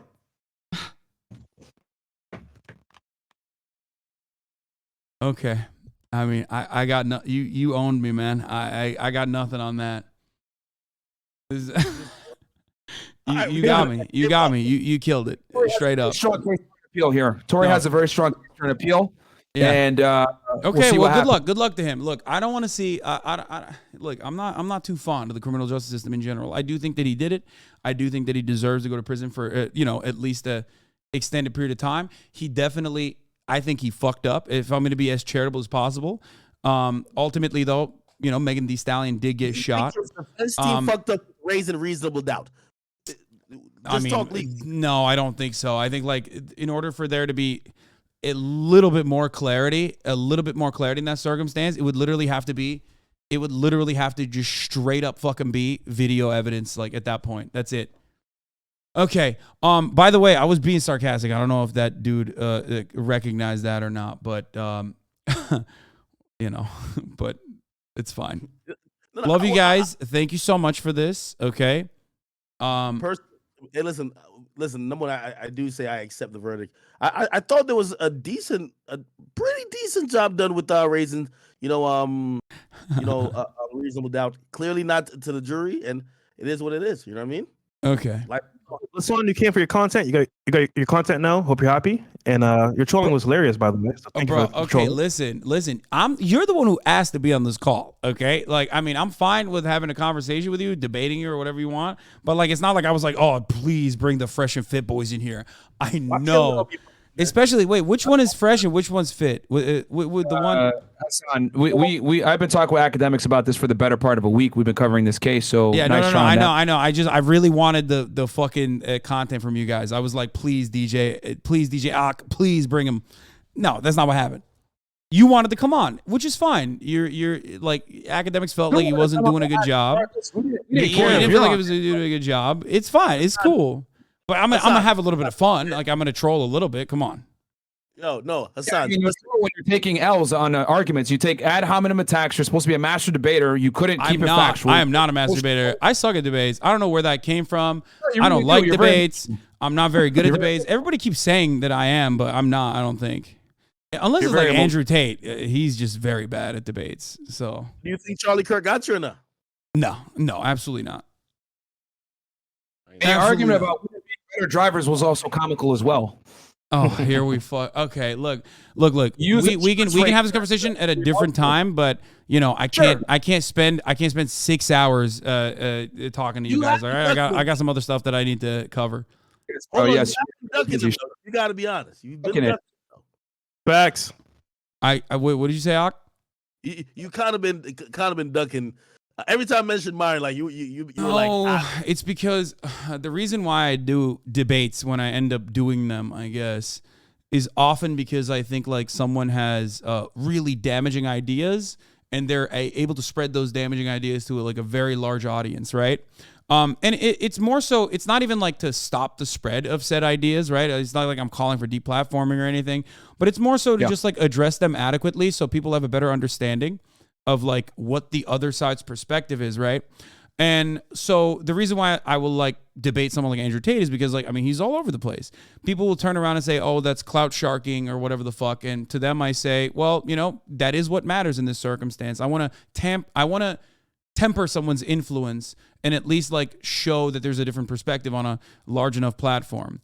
And I guess this is a long way of saying that like Fresh and Fit didn't have enough clout for me to like address them. There was a time when they did though. Me and Andrew literally said we would debate you two, you and Ethan, gladfully on intersectional dynamics, and you guys ducked and said, no, we're not going to do that, blah, blah, blah. I've never said that. That is not a factually accurate statement. I don't know why you're saying that. But as you can tell, I'm perfectly willing and able to hold a conversation with you. I don't know what happened with the Ethan thing, but I was always very much down to have a conversation. I don't know where you got that from.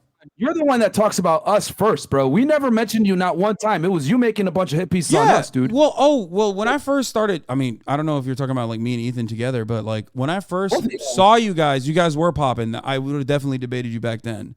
I'm saying now, not so much. So I was like, it's not worth my time. We're more popping than you are, bro.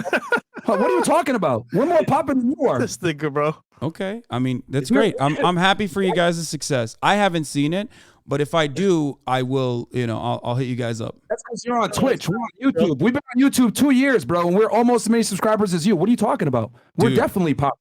No, I mean, congratulations to you guys. Like I said, when you guys have like a big enough influence, or if you have like a big enough audience, like Andrew Tate did at the time, then we can have a conversation. You know what I mean? I told you, us and Andrew would debate y'all, and you guys still ran. So what is this excuse, bro? Y'all still ran because when it comes to intersectional dynamics, my friend, I'm telling you what the reasons are. I don't want to debate you on like why I already told you I was not interested. You know what I mean? That's like kind of defeating the purpose. You make this on us. We've never once talked shit about you until you started talking shit about us. You came at us first. Big facts. So you want to start it? I'll finish it. Yeah, because you had a lot of fucking videos that were popping at the time. A lot of people were spreading it and going, "Oh my god, what is this Fresh and Fit guys doing?" It doesn't happen anymore. That's part of the reason. You know what I mean? That's literally the main reason, as a matter of fact. Cool. You're not really here to argue topics or ideas. No, I just don't think it's like damaging enough. Like I don't think you're doing enough damage to discourse that I'm like. There are plenty of people who are much better debaters than myself. I would say Destiny is one of those people. Like I'm sure you guys can duke it out all day, every day. Do that. But I showed the DM between us and H3. Y'all ran, bro. Y'all ran. I'm not Ethan Klein. I don't know why you keep saying us in H3. I don't think I've ever gotten a DM from you. Okay. All right, man. I'm pretty sure. Oh my God. We've definitely communicated that we could have this discussion. I'm down. Right like I said, I'm down. Get your clout up. If there's like enough, if you guys are doing enough damage to the discourse, then I'll have a conversation with you guys directly. How about that? Backhanded compliment, though. Come on, bro, you are not as popping as you think you are. You are delusional if you think so, bro. I'm not competent. I'm not. If that's what you're saying, I don't think I'm a competent debater anyway. There's better debaters than me out there. You're not just a cloud farmer, because I've seen you talk about situations and ideas that are from very small creators. Well, because it's not about clout. It's about the damage being done to the discourse in general. That's what it's about fear. You are scared right now because you understand that when it comes to intersectional dynamics, you are incompetent. Just like talking about this trial, you are incompetent. You don't know all the details, yet you're still speaking. The difference between me and you is I don't speak on something unless I know it. It's pretty crazy. It's pretty crazy because you were very confidently talking about the Fifth Amendment, which you definitely did not understand. So it seems to me like you are talking about things that you don't know anything about. Also, your co-host talks about women all the time. I feel like he has no idea. Like if I wanted to learn about how women are, I think you guys are the last people I would go to get advice. Really? Yes, dude. Okay. Anyway, look. There are bigger and more successful misogynists that I'm willing to debate. It's all the same shit anyway. But when you guys get the clout up, like, arguments are weak, bro.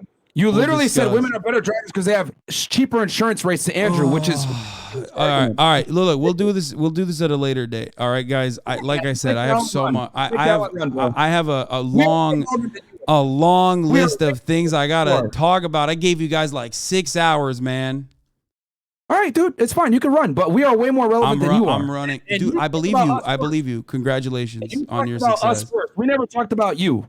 All right, bro, what are you doing? You're like a grown ass man. You're about to cry on this fucking phone call because I don't want to fucking talk to you any longer. Jesus Christ, dude. Holy shit. Didn't you like lock up Muslim people and shit back in the day? You should be a little bit more ruthless than this. God damn. Holy fuck. I'm keeping it factual, bro. Very emotional, bro. You are keeping it factual with holding back tears over here because I don't want to fucking talk to you guys any longer than the fucking 4 hours that I gave you. Holy shit. You don't know about the Fifth Amendment. You don't know what you're talking about. You're not. This is out of your wheelhouse. I literally explained the Fifth Amendment. You cannot assert the Fifth Amendment unless you reasonably believe that you will be prosecuted for said crime. Kelsey is not. If a girl chirped me this hard, the conversation would have been over. I guess I am sexist for giving you this much time. Hasan, you did do the same thing to Tate. You kind of bulldozed the conversation. Hey, listen. Oh, dude. Don't even get me started about Tate. The motherfucker's like lying, saying I'm like running from him and shit. He was like, oh, I won that debate. And he won't debate me again. It's like, that's not true. I will fucking gladly debate Andrew Tate again. Oh, you just overtalk people. Stop the cap. And you don't know what you're talking about for the most of the part. And it's funny because, dude, you run from us many times. Bro, what is this guy saying? Oh, my God, bro. Hey, hold on. You would debate Andrew Tate again? Yeah, 100%. Yeah, I'd do it. Stop the cap, bro. That's not on one end, why would I run away from this dude? He literally like he had to get out of the conversation. He's like, these people are not intimidating. Okay, they're not. Their ideas are not great, and their rhetoric is not great either. How are we boys, I have to pee. Okay, this is very real. Okay, I've held it in for far too long. Right. Go sit down and pee like you normally do. Look, I don't have the peanut gallery like the Fed and the other dude have that like I can pee in his mouth real quick. You know what I mean? Go sit down and pee, man. I don't know why you're still here. Then go sit down and pee. Put a blanket down too, bro. You're literally an adult. Come on, you're talking about like juvenile ass fucking comebacks. You sit down and pee. What's next, bro? I got long hair, like a girl. Is that what you're gonna say? What do I got cooties, dude. You've been talking shit. Come on, here, bro. Go sit down and pee, bro. Go sit down and pee. Or we can have a discussion. Either or. You said go sit down and pee, dude. You have to have like better take. You talk for a living. You talk on a podcast for a living. I feel bad. I feel like I'm getting like secondhand embarrassment from a person who talks for a living, only being able to retaliate with like literal 12-year-old insults. Like you're like a playground bully. You're like, oh, you sit down and pee. Come on. You can be a little bit more creative. Not your co-host. I mean, he's gone. I don't think he's got anything in him. But you at least could be a little bit more creative. You know what I mean? My point is this, dude. You've been talking shit about us for over a year. I'm here, right now. You made a nonsensical argument with Andrew as far as insurance rates are what make female drivers better, which is a ridiculous argument to make in the first place. It doesn't make sense. You call us misogynist, etc. I'm here. We can have this discussion, but you want to say, I got to go pee. Then fine. Go sit down and pee. Go leave the stream, and it's fine. It's no big deal. I can talk about the But you've been wrong on a listen. We'll bring this back up on a later date when I'm like running out of content or something, because it is entertaining. You guys are very entertaining. That's cool, man. Okay. But again, it's cute that you still want to talk to me. It is very nice. But I know you might get separation anxiety, but I really gotta go. Okay. Thank you, DJ Akademiks. Thank you so much.